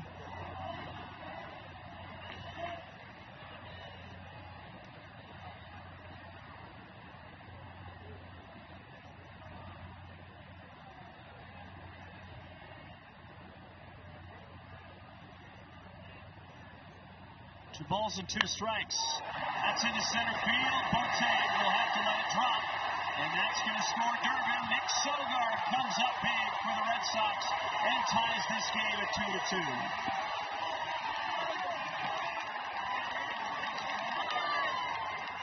Well, second hit of the night. Not the best way to get comfortable in the clubhouse is come up with a clutch knock like that. Yinger just leaves a changeup elevated. Sogi all over it. Sogard with a bullet back up the middle. And you'll see Bote, who made a break on it early, and I think because Bolte does make the break on it, not able to get that bigger hop, and not to say that he was going to have a play at home, that would have been a long throw that he would have had to make, and I'm not telling you that the bobble is why Durbin was able to come around and score. Pinch hit action. Masataka Yoshida will come off the bench and bat in place of Connor Wong. Yoshida had .262, 4 home runs, 19 runs batted in. Sogard ties the game with an RBI. His 3rd RBI with the Red Sox this year, 2 for 3 tonight. He's returned to the big league club.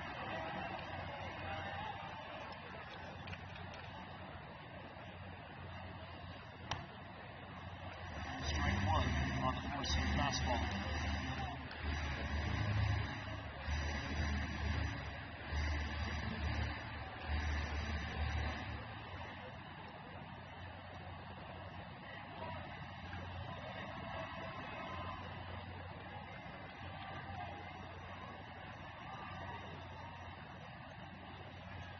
Chad Tracy goes to his bench. Looks like the A's were forced to go to their bench earlier. This is a bouncing ball back to Yinger. He will flip to first, and that ends the top of the 6th. But Nick Sogard brings home the second Red Sox run and ties the game 2-2.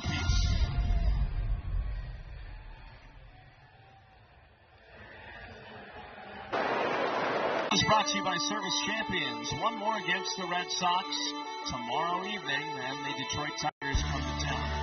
After that, the A's head east to face Cincinnati Reds, and then the Boston Red Sox once more, that time at their yard at Fenway Park.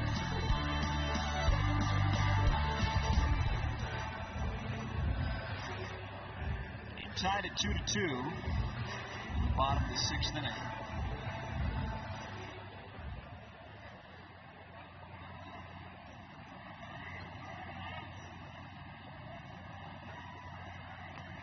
Guerrero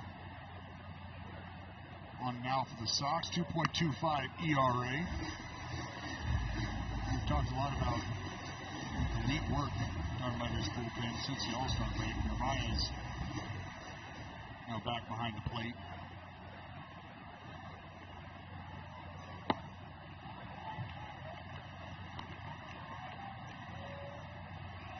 Not a bad night for Sandoval. 5 innings, 5 hits, a couple earned runs, a couple of walks, punched out 7, did allow 2 long balls. Ryan and Butler responsible for the damage. 99-mile-per-hour sinker there. 5 swings and misses. 2 for 2, a solo home run, a single.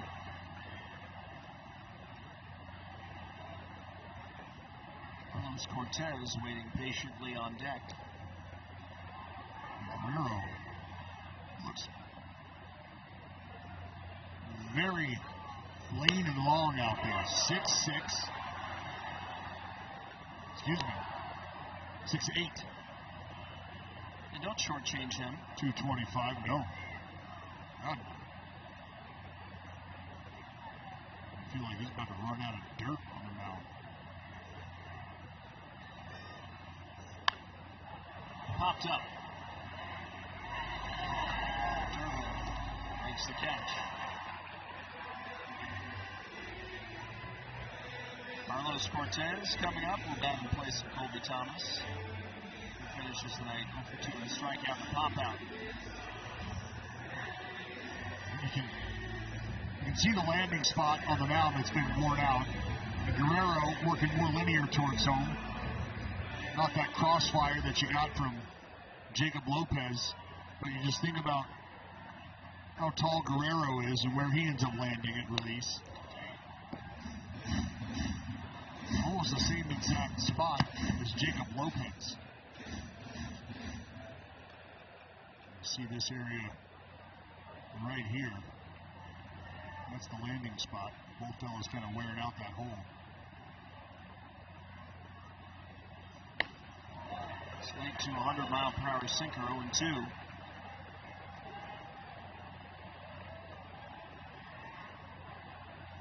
Carlos is making his first appearance of the series. Happens here in the bottom of the sixth in the 2-2 game. 102 on the sinker that time. You know, think about this. Lopez goes about 6'4". Sandoval about an inch shorter. We're talking about almost a foot difference in extension between Lopez and Sandoval. 102-mile-an-hour sinker, no chance. Cortez strikes out, 2 away. Yeah, 102 plays. And again, you factor in that the reaction time is cut down even more so just because of the distance at which Guerrero is letting go of the baseball. Just don't have much time to pick it up. It's 102 out of the hand, 7 feet worth of extension on that last pitch.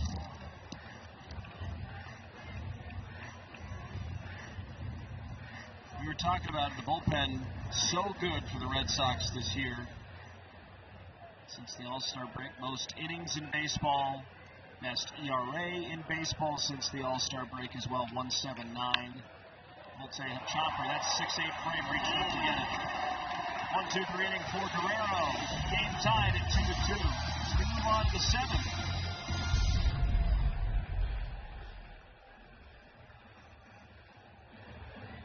Rangers. You can join us Saturday to celebrate our 2026 All-Star with the Shea Langoliers, a.k.a.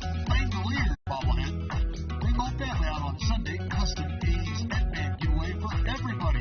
Well, really for the kids, but you got to bring the energy to the ballpark as well. That's all weekend long. Grab your seats right now at athletics.com/tickets. 2-2 the score. Top 7, Jaron Duran will come off the bench and bat in place of Jahmai Jones. And a home run in the 5th. Now Duran gets it high in the air. In center. Nice. Bolte will make the catch. First out of the 7th inning. So Aiden Yeager getting a chance to go a little bit longer in this game. And facing the toughest part of the Red Sox order. The top of the order.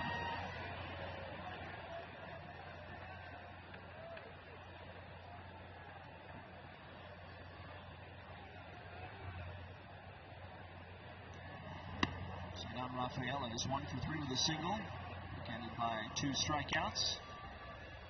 And Elvis warming up in the bullpen.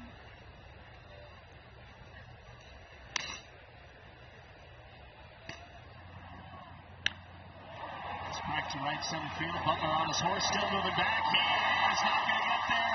It bounces up against the wall. And Rafaela into second base. Butler break in initially. Looked like Butler did take a step in.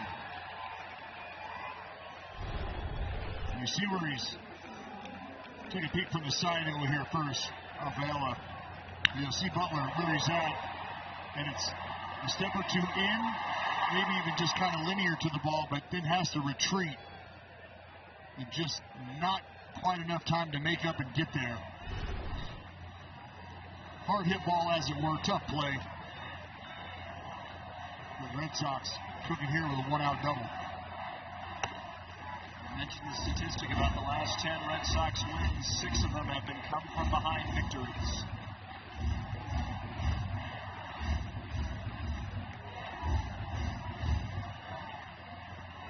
Rafaela's speed on second. Wilson playing up the middle. Yeager from the stretch. This must be a hot, nice play. McNeil flips to Yeager. And there is out number 2.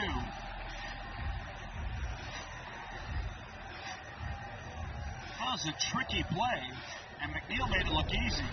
Well, this is what happens when you got a guy who's taking this for sugar ground balls on the infield over there. Jeff McNeil, obviously a career second baseman, but spending some time over at first here these days with the Athletics, and makes another great play over there. I'm not surprised at all how well Jeff McNeil has played over there at first base.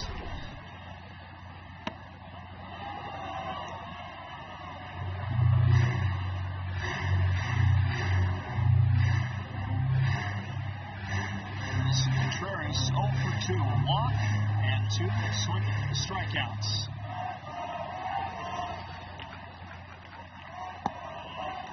Now 2-0.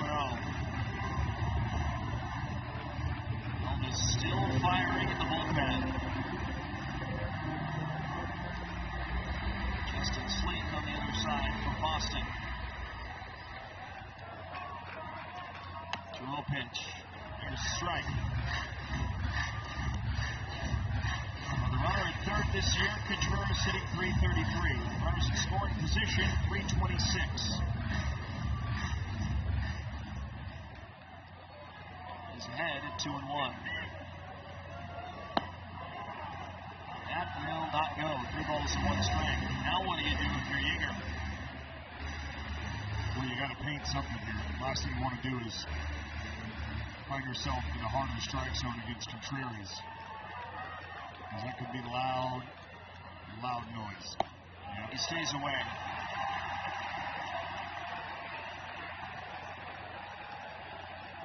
And up comes Durbin. Well, and up comes Mark Kotze out of the bullpen. And he's made the call to Elvis. And right now, I mean, you're just trying to opt for the best chance you have at swing and miss here. And if that's 100 miles an hour down here, so be it.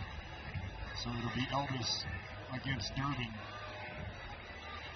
when we come back.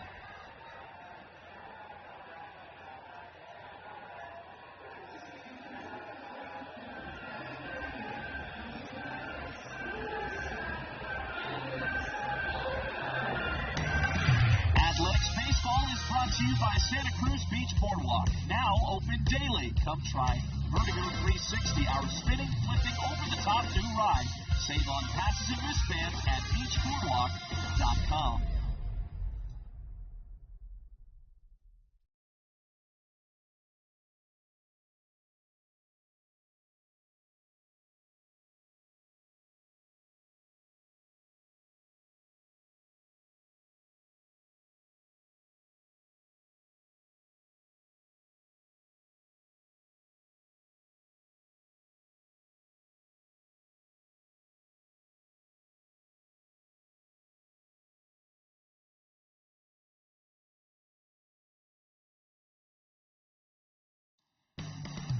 Athletics Baseball is brought to you by Santa Cruz Beach Boardwalk. Now open daily. Come try Vertigo 360, our spinning, flipping, over-the-top new ride. Save on passes and wristbands at beachboardwalk.com. True baseball fans need Wi-Fi that's so reliable it never gets caught looking. Xfinity Internet keeps you in the game at one price for 5 years and allows you to get online in minutes with same-day Wi-Fi. Xfinity. Imagine that. 2-2 the score, top 7. Runners on the corners for Boston. Rafaela at third. Wilson Contreras after a walk. That bounced Ginger out of the game. Durbin to the plate, and Elvis Alvarado has been called upon in his 30th appearance with the A's this season.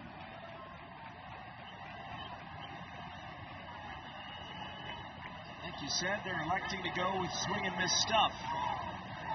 Well, it's high velocity. And there it is at 100. Just want it to be somewhere around the plate. That's what's going to give you the best shot. To get that swing and miss you're after. 9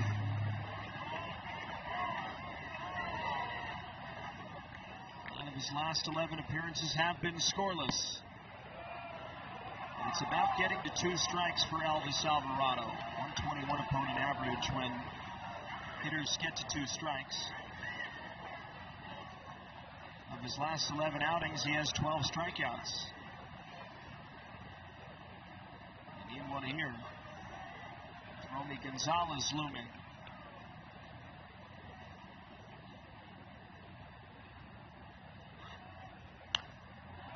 It's popped up and in the seats.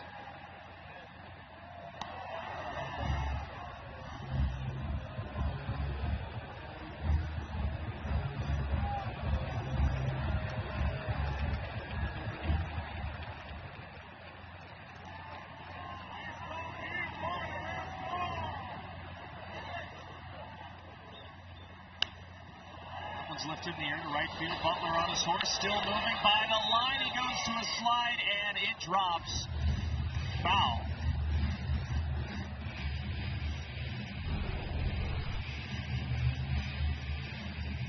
Lawrence has had to get on his horse a couple different times over there. And close to that wall. This one's going to make its way into foul territory, into the stands.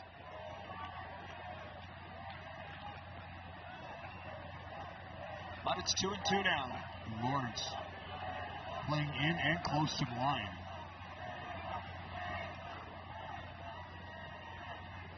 Two-two pitch. Off the plate.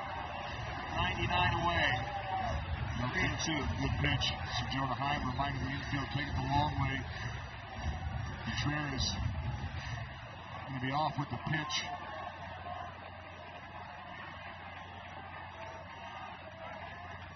Payoff pitch from Alvarado.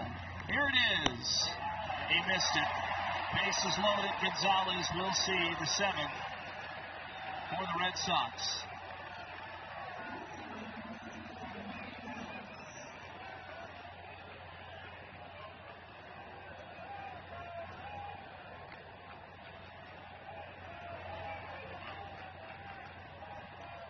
Now comes Dan Hubbs. Romy Gonzalez, 500 with the bases loaded this year. Has 2 chances, 1 for 2.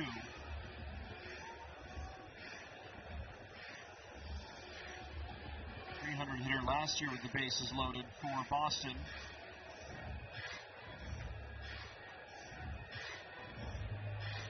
Red Sox on every base. Rafaela at third, Contreras at second, and Durbin at first. Well, it was all fastballs to Durbin. See if you do indeed at some point see a slider here to Romy Gonzalez.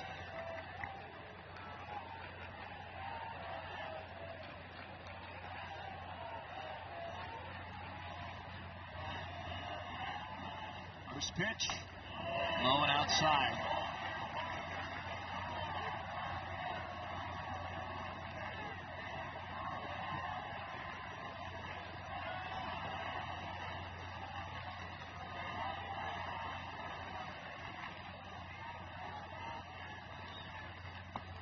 There's a swing and a miss. Not a good slider.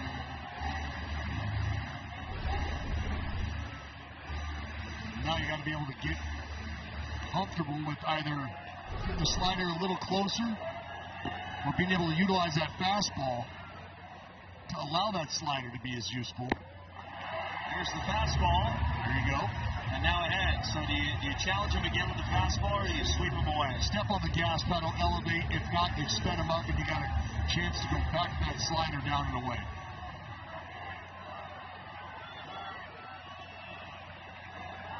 Alvarado set at his chest, the 1-2 pitch. Foul. It was 100 on the four-seam fastball. Now you've got to have the confidence to be able to execute the slider. Jonah Heim's going to go to work, body up, should he need to. But he's got a couple different chances here to get nasty.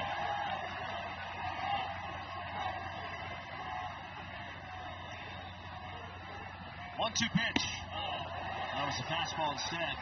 High, 2-2.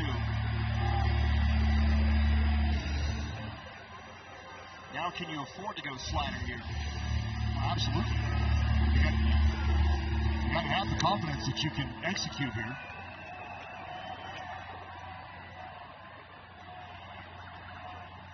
Two-two pitch. Stuck with a fastball.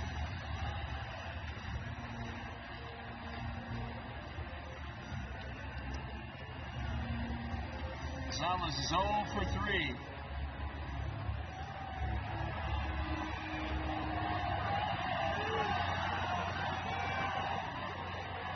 Alvarado's next 2-2 offering. Here it comes. Defensive swing. Grounded to first. McNeil will take it himself. And the game remains tied at 2-2. Alvarado gets out of it. And we go to the stretch.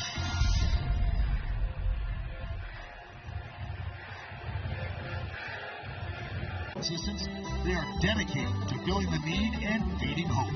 Learn more about their community pack at ELK Grove, that's elkgrovefoodbank.org, or you can follow them at Elk Grove Food Bank. It is big right-hander Justin Slayton on now for the Red Sox, 31st appearance for the right-hander. Hit the other way to left. Duran on the run will make the catch.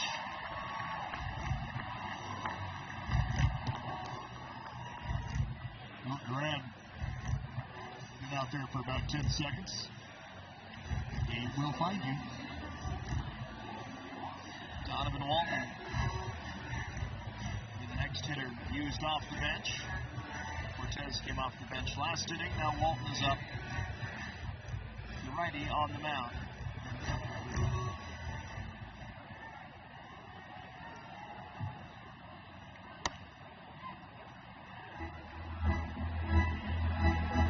.296, 3 home runs, 13 RBIs.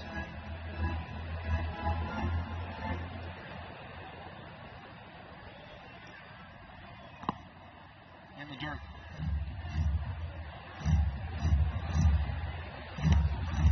I saw Justin Slayton in game 1 of the series, 2/3 of an inning. No runs, no hits, no walks, no strikeouts. Walton sends a charge to center field.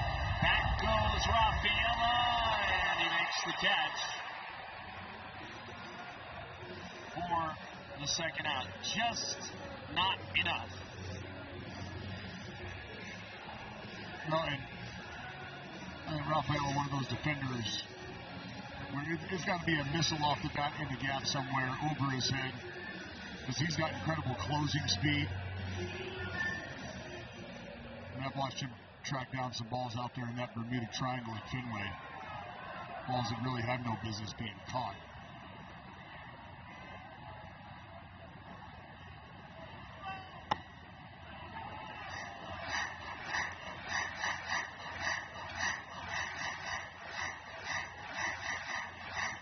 The big man is waiting for an opportunity. It would be his 900th opportunity. Out back.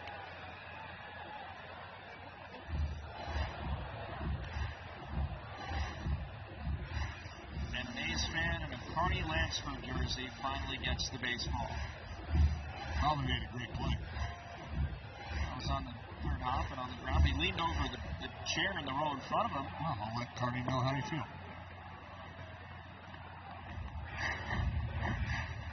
That fan was remarkably limber. I don't think I could do that.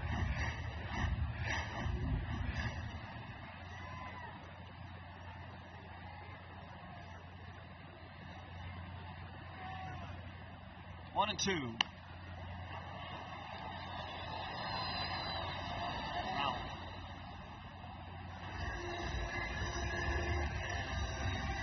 Wilson gets out here, that would then set up McNeil, White, and Soderstrom in the 8th inning, which isn't a bad trio to feature, especially if the scoreline remains the same at 2-2.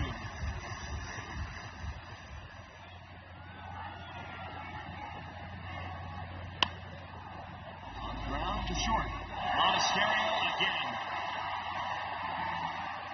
And Monasterio opted to anchor himself instead of trying to play through this baseball. And at times you'll see guys try to round it off, get the glove out there, out in front of him, and create a little bit of a short hop. Instead, Monasterio, as I said, plants his feet, and that ball just ate him up. See him right there plant his feet and start to lean back. Never, ever, ever want to be fielding a ground ball with your feet or your heels in the dirt heading backwards. And the A's catch a break there. His second error this series, an error back in game 1. It was a routine ground ball as well. He's got a base runner in the 7th. And now McNeil is up.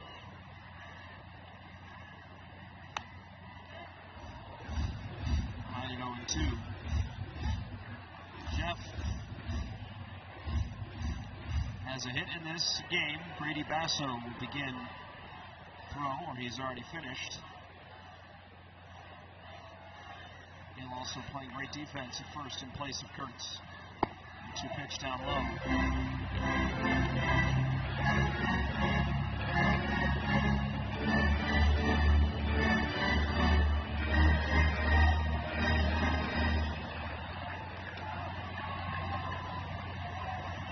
Wilson breaking for second, breaking ball, ground ball, through for a hit. Wilson's going to move to third. McNeil has another hit tonight coming off the bench. And maybe now, Tommy White could bring home the leading run. McNeil able to see the break ball out of the hand of Slayton, just under the glove of the guy in Contreras. Jacob Wilson, who was on the move, gets over to third base. Now with 2 outs, the A's in a position to take the lead. Andrew Bailey out now to talk to Slayton about how they want to approach Tommy White, who, as you highlighted earlier, partner, his first multi-strikeout game.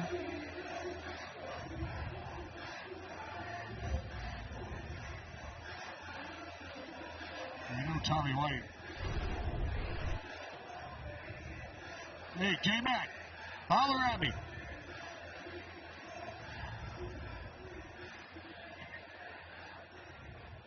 Oh, yeah, that's right. Gotcha. The sound effects today.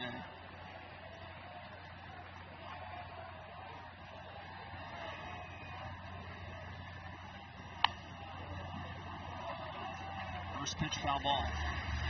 Tommy White again, as we mentioned, seeking his first big league RBI. We talked about not seeing a home run yet, but I think Tommy singles making an appearance would work here.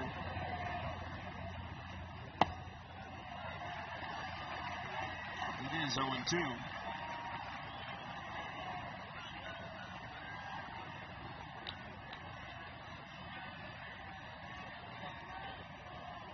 Slayton set. McNeil on first, Wilson at third. 0-2 pitch.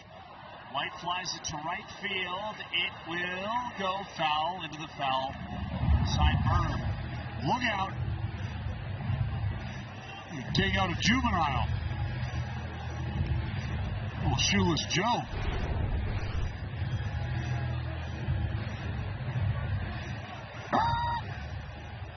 He's the only one that didn't leave his feet.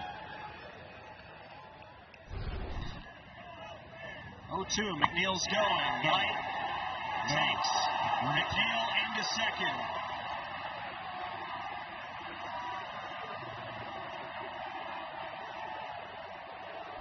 Sox fans not happy.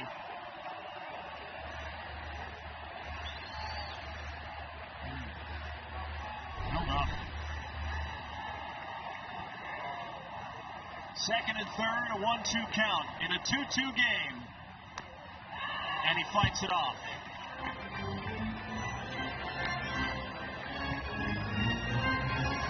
He covered the low and away slider. Does he have to be geared up for the heat now? We always got to think fastball and make the adjustment.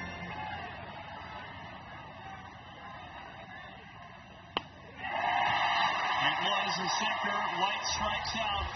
And that ends the seventh. The A's strand two in scoring position. 2-2.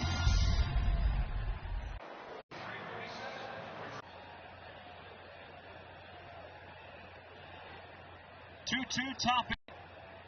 Alvarado's still in there. Monasterio, Sogard,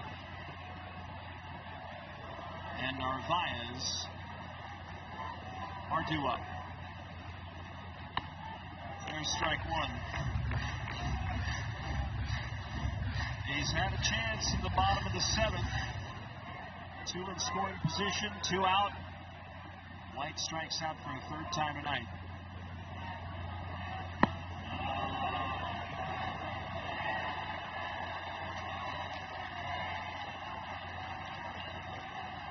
Well, you can bet, even though the error didn't come back to bite him, Monasterio would like to put that behind him and try to get this eighth inning off to a start. Look at him. I got him in the helmet. Man.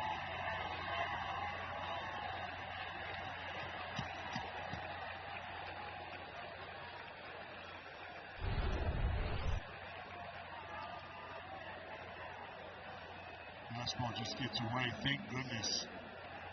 More of a glancing shot than a direct shot. Man, oh man.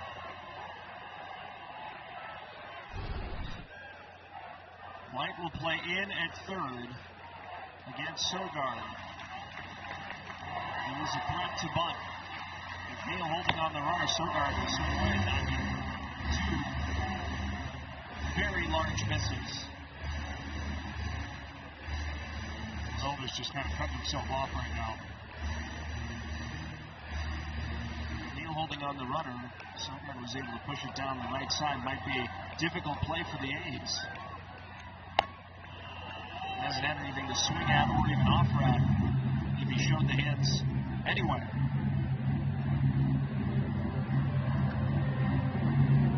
Remember, 23 sack bunts coming into tonight, fourth most in baseball for the Red Sox.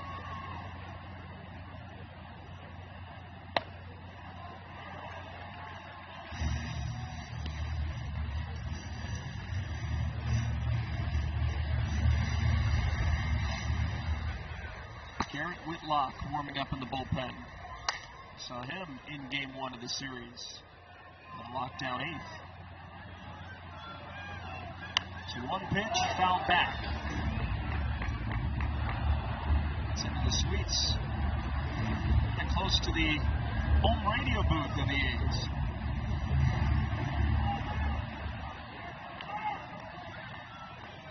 got Basso all but ready down there in the bullpen for the A's. Ball. So you won't need to lay down a bunt to get the runner to second base. The balk will do that. Sogard saw it. Red Sox dugout saw it. Most importantly, Bruce Treckman saw it.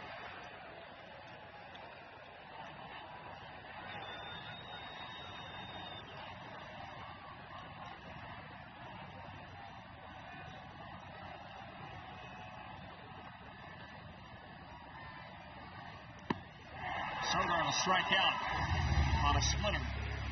And a rare splitter from Alvarado.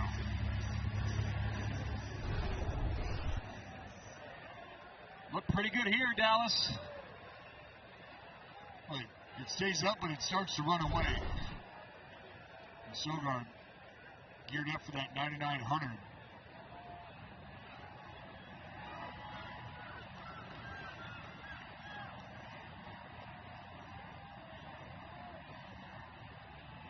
Narvaez up.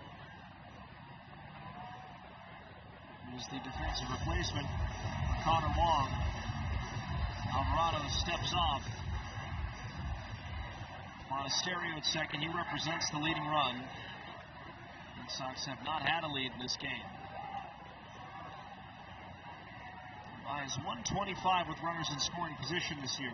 There it is, strike one.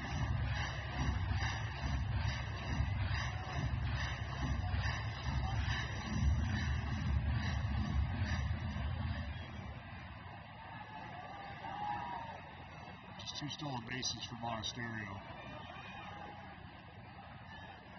So he's jockeying around at second. Nice big wave and miss on a slider.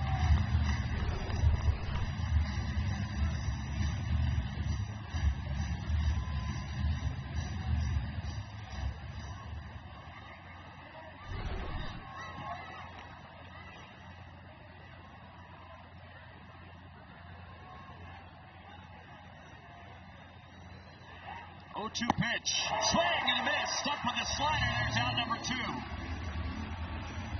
Well, credit to Elvis for bearing down here back-to-back at bats and making some big pitches. The slider with a little more finish to it than we've seen lately, and that's a great thing. Narvaez nowhere close. Arcatse going to take the ball from Elvis, thank him for his service. And tap the left-hander Basso for the next matchup.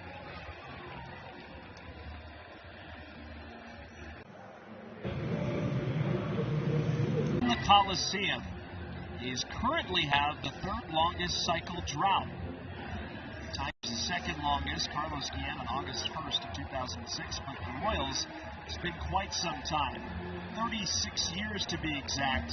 July 25th of 1990, George Brett hit the last cycle for the Royals. In a hot minute ago. Big moment in the ballgame here for Brady Basso, ninth appearance for the Southpaw. Trying to take care of business against Jared Duran. Good start. Strike one.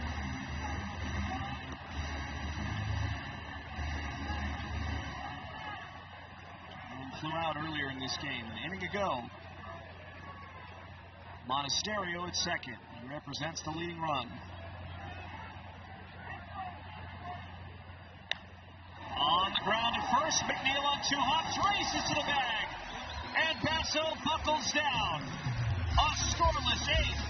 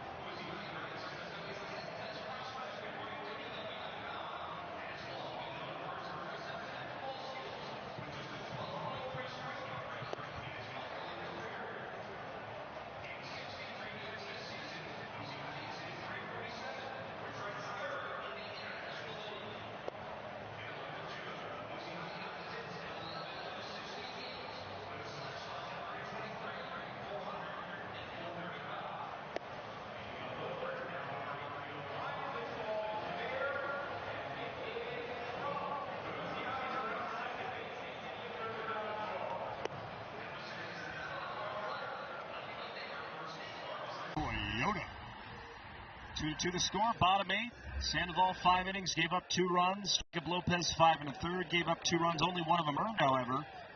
Sogard 2 for 4 with 2 singles, a game-tying RBI single, home runs from Heim and Butler, and we find ourselves in the 8th with the middle of the order: Soderstrom, Heim, and Cortez. Soderstrom nearly got hit there.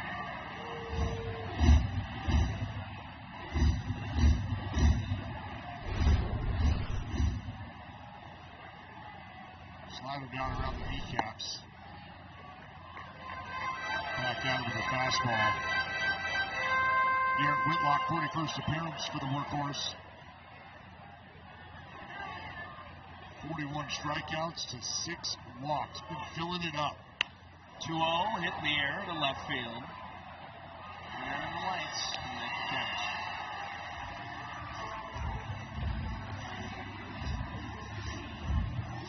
We talk about it a lot, but Jonah Heim in spots like this, late in games, has come up big quite a few times. He's got 2 homers under his belt this series.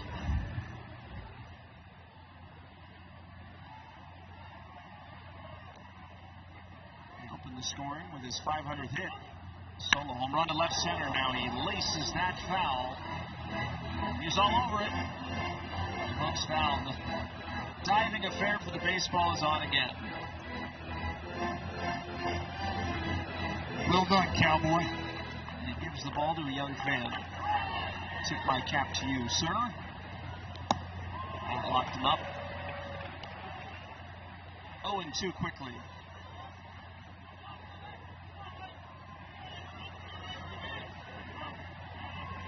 32 of Whitlock's 40 appearances have been scoreless, including 18 of his last 20.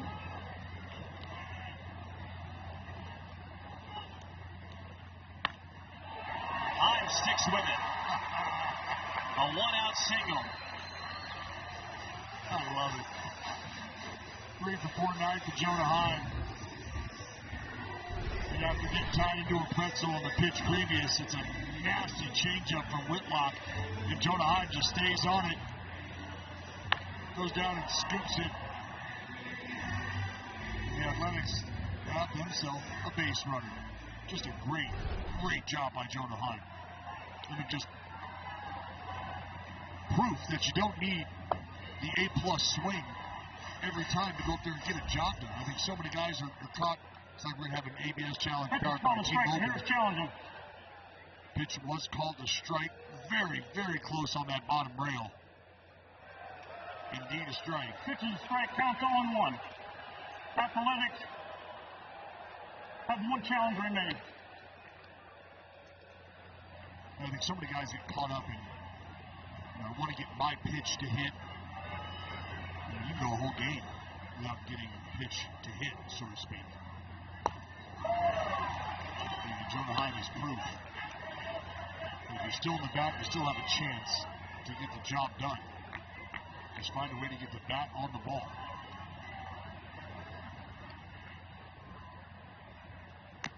Two, fights it off.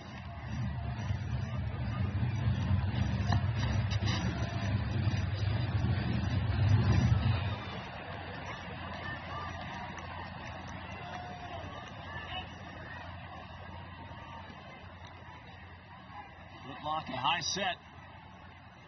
The 0-2 pitch is taken. Narvaez get a challenge now. Oh, that was... Pitcher's called the ball. The catcher's challenging. Looked like a pretty good pitch. ABS powered by T-Mobile.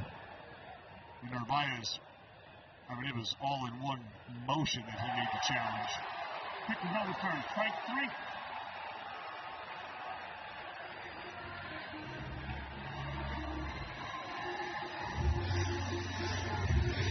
Well, 2 outs. That'll bring up Henry Bolte. He's in need of an inning extender here. We'll open on the right side. See if Henry Bolte is able to take advantage.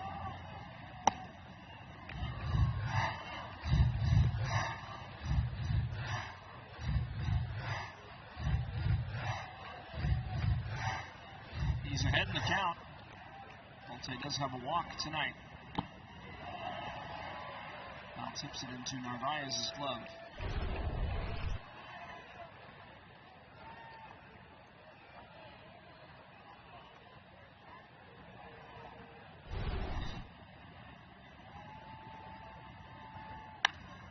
On the ground to short, Monasterio will go the easy way to second, and that will end the 8th inning. Game still tied at 2 apiece as we go into the 9th in Sacramento.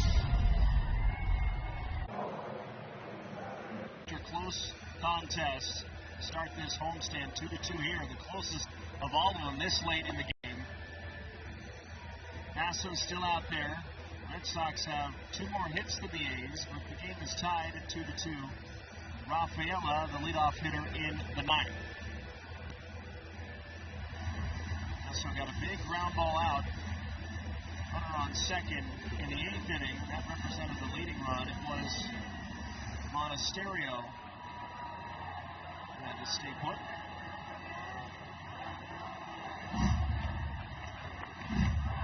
Rafaela, who already has 2 hits tonight, is coming up for a 5th time.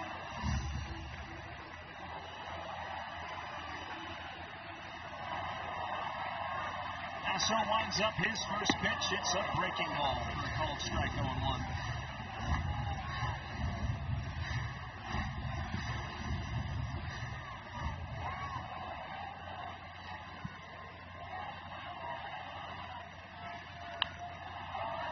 Hit the other way and out of play.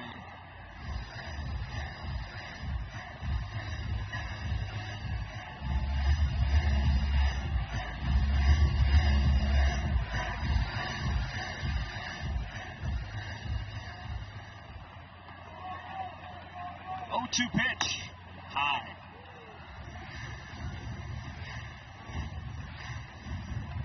Harris used on back-to-back nights, the first 2 nights. Don't know if he will be available. Medina had a long relief performance as well. It's popped out of play, foul. So Yinger and Basso pitching in late leverage as you see Chapman beginning to warm up. It was expected if he comes out to be his 900th career appearance.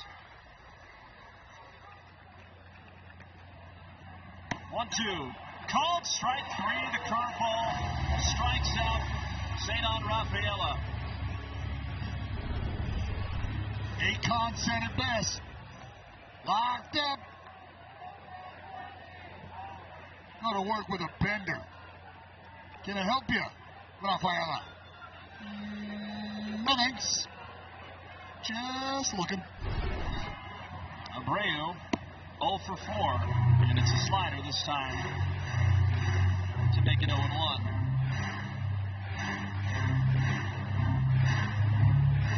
That's pitching right there for Brady Basso.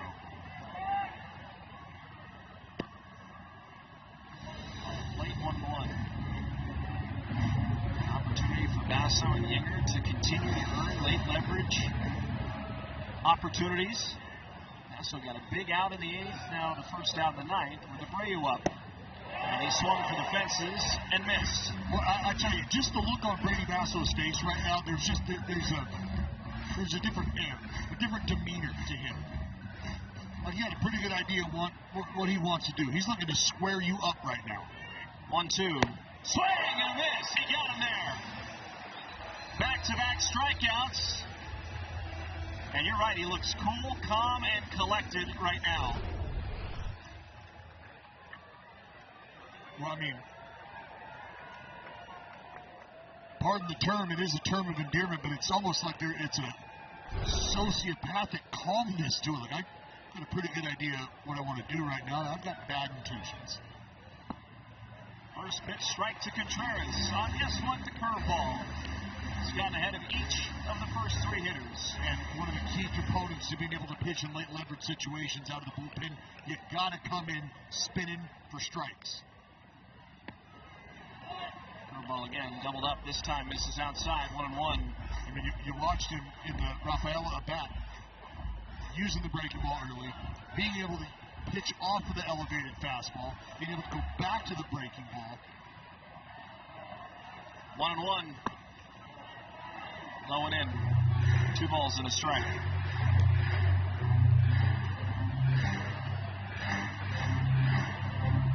runners to come up in the bottom of the ninth. Butler, Walton, and Wilson.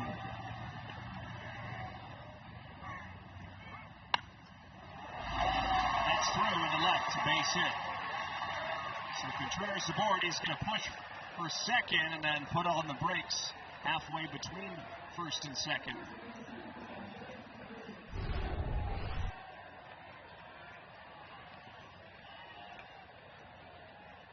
Little type of slider that just didn't quite get all the way down, and maybe even towards that back foot where he wanted it.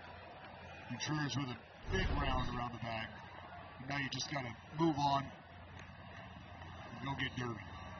2 for 3. Durbin shows bunt, pushes it foul. White was playing back. Not a bad idea, just couldn't execute on that pitch. Well, you got Tommy White back and you got him near the line, trying to take away a double down that left field line. You see him looking in right now, just trying to double check, make sure where they want him. Very rarely do you see a guy who shows bunt early go back to it. Indeed, Durbin does not. Basso quickly ahead here, 0-2.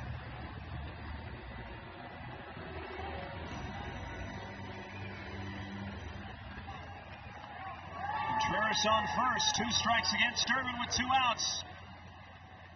And the 0-2 pitch. Line drive to left, another hit. 2-strike hit for Durbin, his 3rd hit of the night. And Romy Gonzalez will come up.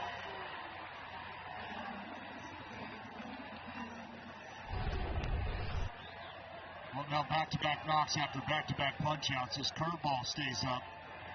And that's kind of where the location has been the last 2 breaking balls. The slider that stayed slightly elevated that Contreras was able to line through the hole, and now the breaking ball, the curveball that stays up from Basso. And the message simply is right now, hey, scratch those first 2 away. You've got an out waiting for you here. And Romy Gonzalez, who we know coming into the ball game, hitting under 200 against left-handers. Go get your out and let's go win a ball game. No need to overthink it here. You throw the ball well, a couple of found holes, so be it.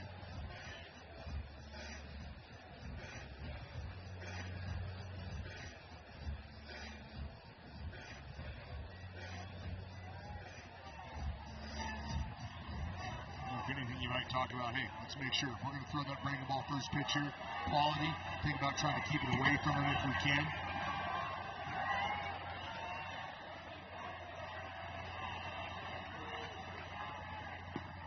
In the dirt. Heim keeps it in front.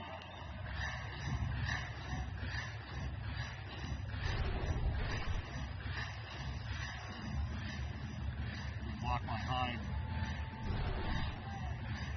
Keep just 1 runner in scoring position. First hitter to come up this inning that has gotten ahead in the count on the first pitch.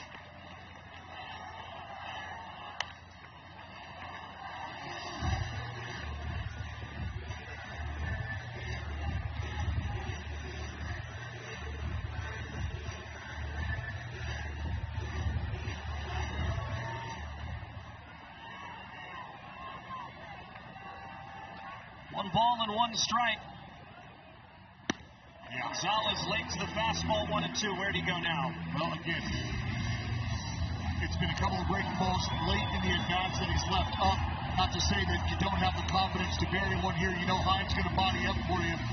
But if you can get that fastball slightly elevated, think about hand level, maybe a little tighter to the body, I think you'll get your man. It's like they're going Bender. Nope. Yep. Back up the middle. Walton there, throws to first, and the A's get out of it. Brady Basso, a scoreless night. Butler due up in a 2-2 game.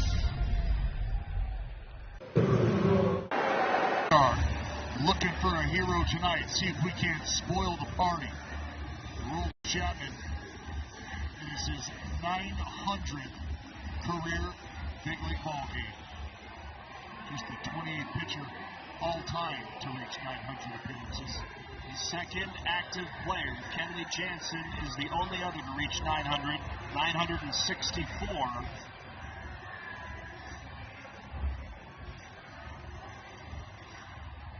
Lawrence Butler, who has homered in this game, is up. Remember, there is some history here between Butler and Chapman. Dates back to last year. First pitch strike, 0-1. He's also in a game 3 of a 3-game series, not a 4-game series. Butler hit walk-off RBI single to destroy the chances of the Red Sox sweeping the A's in West Sacramento. That got his bat, 0-2. Let's take you back.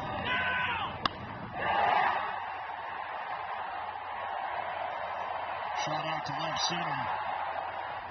And that would leave the Red Sox on the field.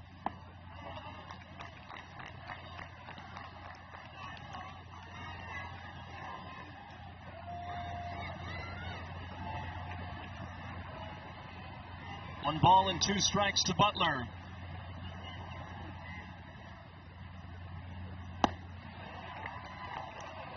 ABS challenge here.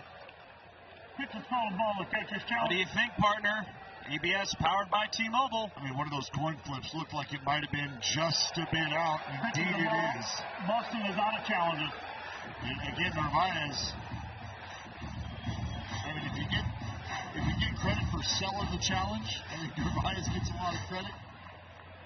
But the eye in the sky don't lie.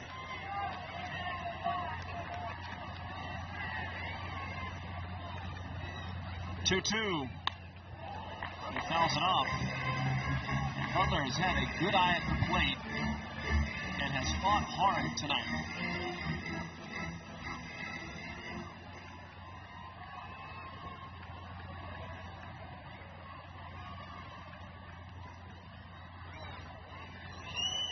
Hit in the air, left center field, Butler! Off the wall! He's into second base, off the top of the wall! I mean, the Raw Dog just narrowly, and I mean narrowly, missing the walk-off shot. He'll take a leadoff double. The at-bat started with a slider. This one elevated, stays up, and Lawrence Butler thought he got it.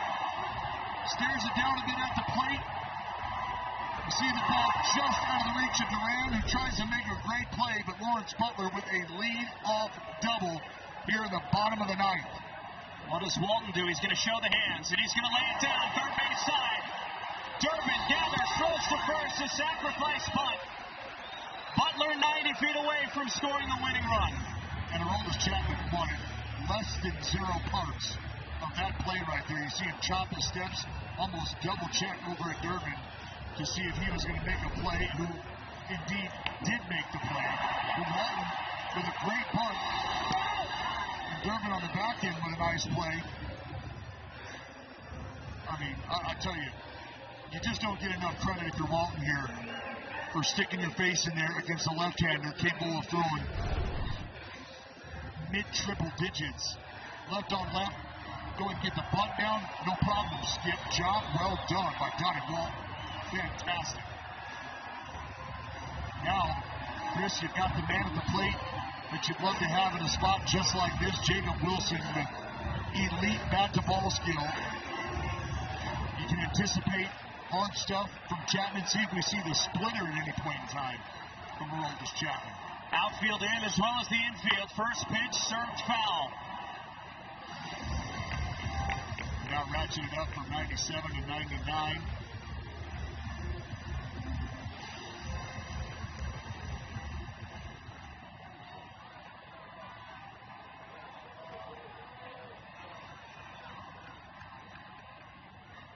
Oh, 1. Fouled back now 0-2. You have to protect.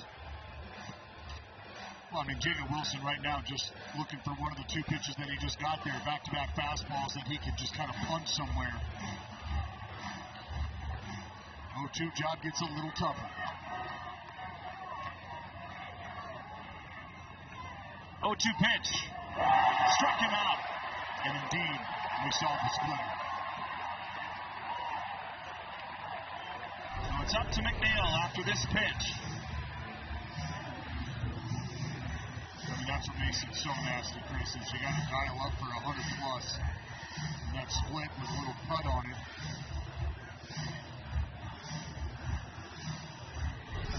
That's what makes him the tough customer he is. With Chapman able to slow things down after a loud start to the inning.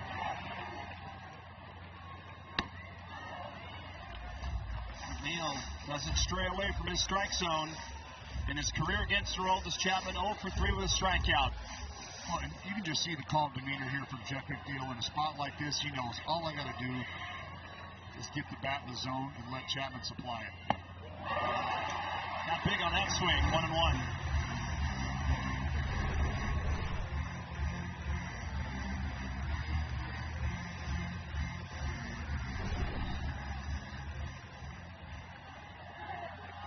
An absolute battle.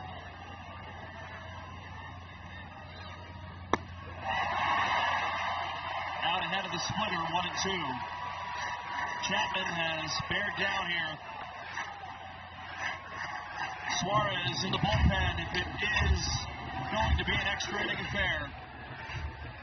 Butler led off with a double. Sacrifice bunt. Then a strikeout. And McNeil, the chance to win it. A's fans and Red Sox alike on their feet. 1-2, struck him out. The game will continue. Butler left stranded on third. Chapman dances his way out of the ninth. Bonus baseball to the 10th. We go.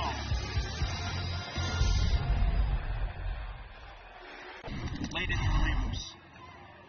Well, Chapman was able to bear down and make great pitches. And Lawrence Butler standing on second and then third, and that's exactly how you work your way to 900 plus appearances on top of the horsepower that he's come with. It's the poise to be able to make big pitches in big spots. 1,378 punch-outs. Corners in, Monasterio up, Gonzalez the designated runner at second base. Monasterio will swing away and take low. Jose Suarez, 38th appearance.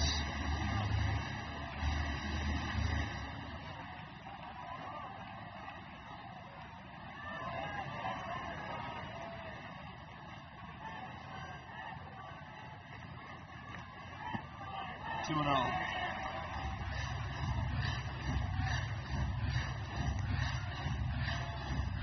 Red Sox, 500 ball club in extra innings. Athletics just a bit better at 6-4 as opposed to the Red Sox at 3-3. And it's hitting .231 in extra innings against Jose Suarez. That's a high drive to left. Soderstrom will watch that fly. Oh my. Monasterio makes it a 4-2 game.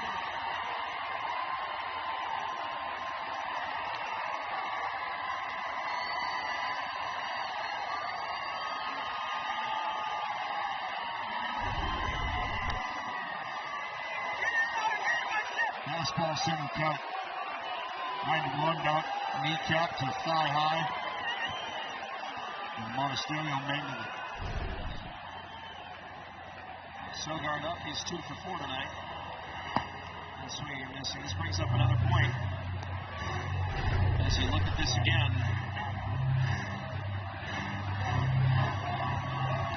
Yeah, you got it. Red Sox have won each of their last 21 games when they've scored 4 runs or more.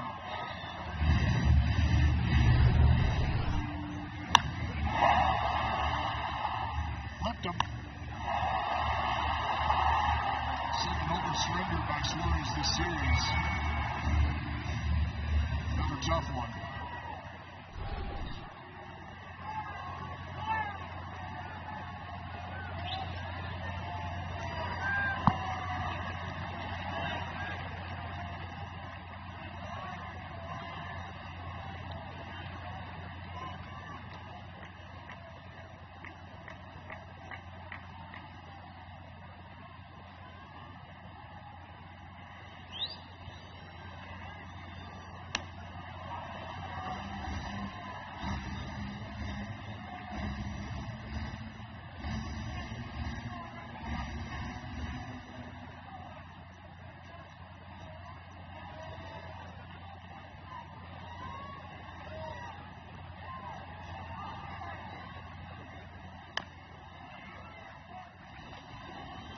He's going to have to show a little fight in the bottom half of this 10th inning.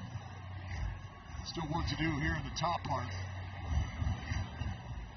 Just hope the air has been let out of the tires of the Athletics after having a great opportunity to put the Red Sox away, even with Chapman on the mound.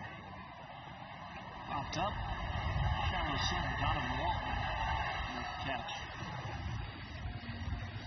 Deal with the designated runner. It would start with Tommy White. So you have power in White, Soderstrom, and Heim. You're down 2 now. Your backs are against the wall for the first time tonight. Well, I mean, the idea that you start the game, or start the inning, with a runner on second base. What are you, as we say? You're one swing away.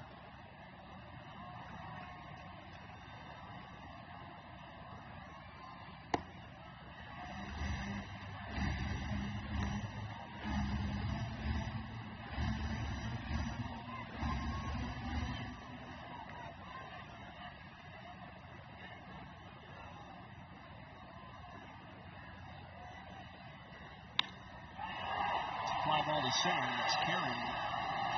That's the catch. 2 down. And up comes Jarren Duran. You know, the painful part about it is, and obviously it's taking nothing away from Jeff McNeil, but Jeff McNeil in place of Nick Kurtz, who very well would have, should all things have worked out the way they did, would have had that at bat.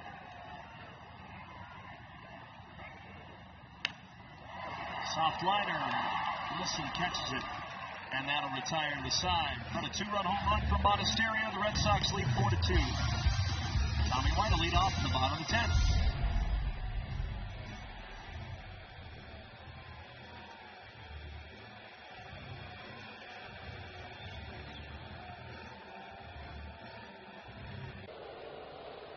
Of the season from Shea Langoliers and Marcotte bobbleheads to our post-game fireworks shows and one-of-a-kind wearables. We've got something for every fan. 2026 is filled with can't-miss items. Secure yours right now at athletics.com/promotions.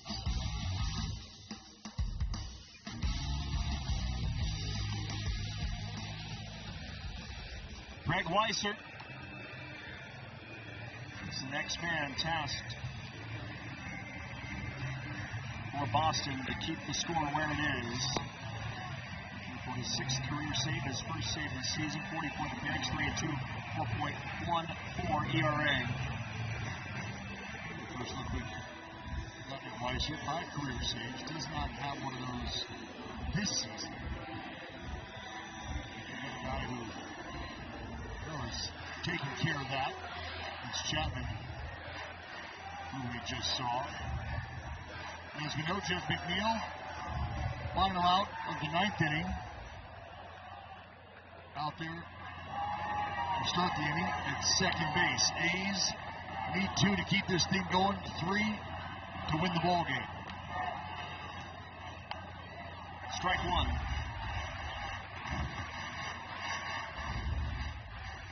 Each team with a challenge.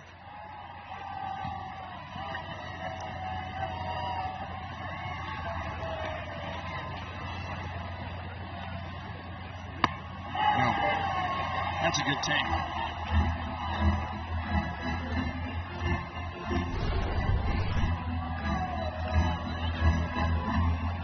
Good job by Tommy White.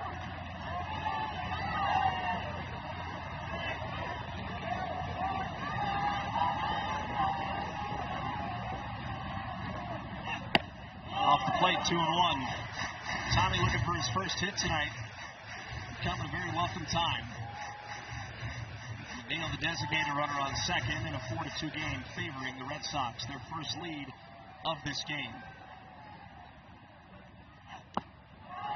Worked in on, White pulled the trigger and foul tipped it into Narvaez's glove. Well, I think you're starting to look at the Red Sox commit to the game plan against Tommy White. Let's move the baseball, chase him in and off. They've gotten him to follow.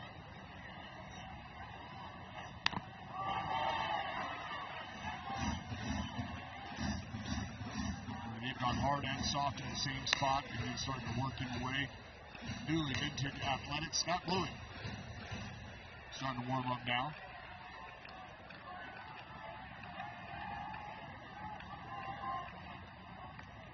Two. Called strike three.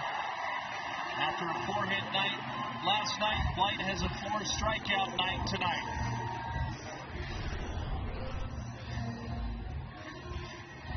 Well, sinker flips the bottom of the zone, according to Bruce Dreckman. Tommy White opting not to challenge. We had the luxury of the strike zone up here, Chris. Easy for us to see.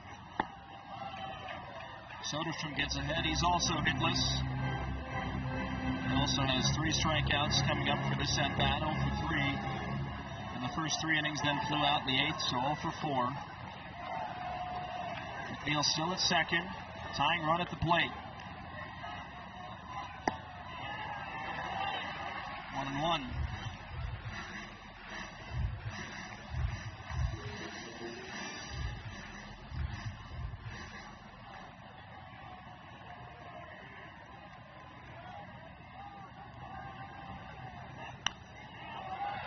Punched back foul. And it is 1-2.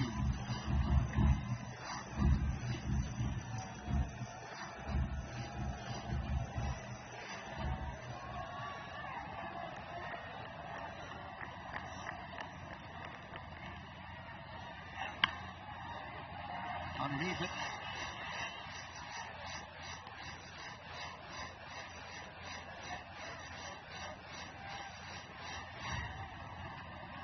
Greg Weissert has a 6.10 ERA against the Athletics in his career.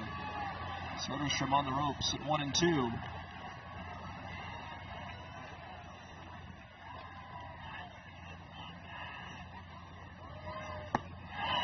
Lays off. 2-2. Tyler can get aboard. The winning run would come to the plate.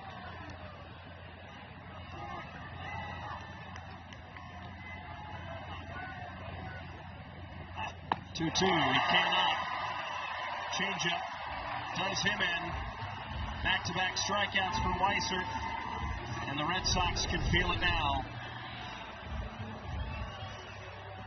With changeup and a nasty one at that gets flipped up there, and Sodi not quite able to stay back. But Chris, if there's been a guy who has delivered in spots like this time and time again this season, it's the man at the plate right now, and Jonah Heim. 3 for 4 tonight. Long ball under his belt. His 2 late game-tying home runs at home for the A's this year.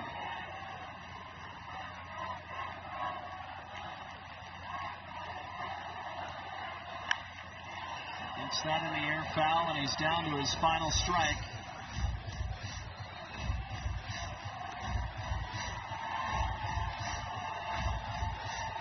Weissert go would be his first save of the year, his 6th of his career. Heim did a nice job of staying on a changeup in his last at bat. See if he gets another one here, 0-2, or if they decide to elevate first. 0-2, hit in the air, shallow right, in comes Abreu, in some more, and he will make the catch. Game over. Red Sox. Another come-from-behind victory, another 4-2 win on this series. Boston takes a 2-1 series lead with one more game left to be played tomorrow. Well, still an opportunity for the Athletics to split the series. Nice start for Jacob Lopez tonight, 5 1/3, just 1 earned run, 8 strikeouts against a team against lefties where that had been difficult to do so.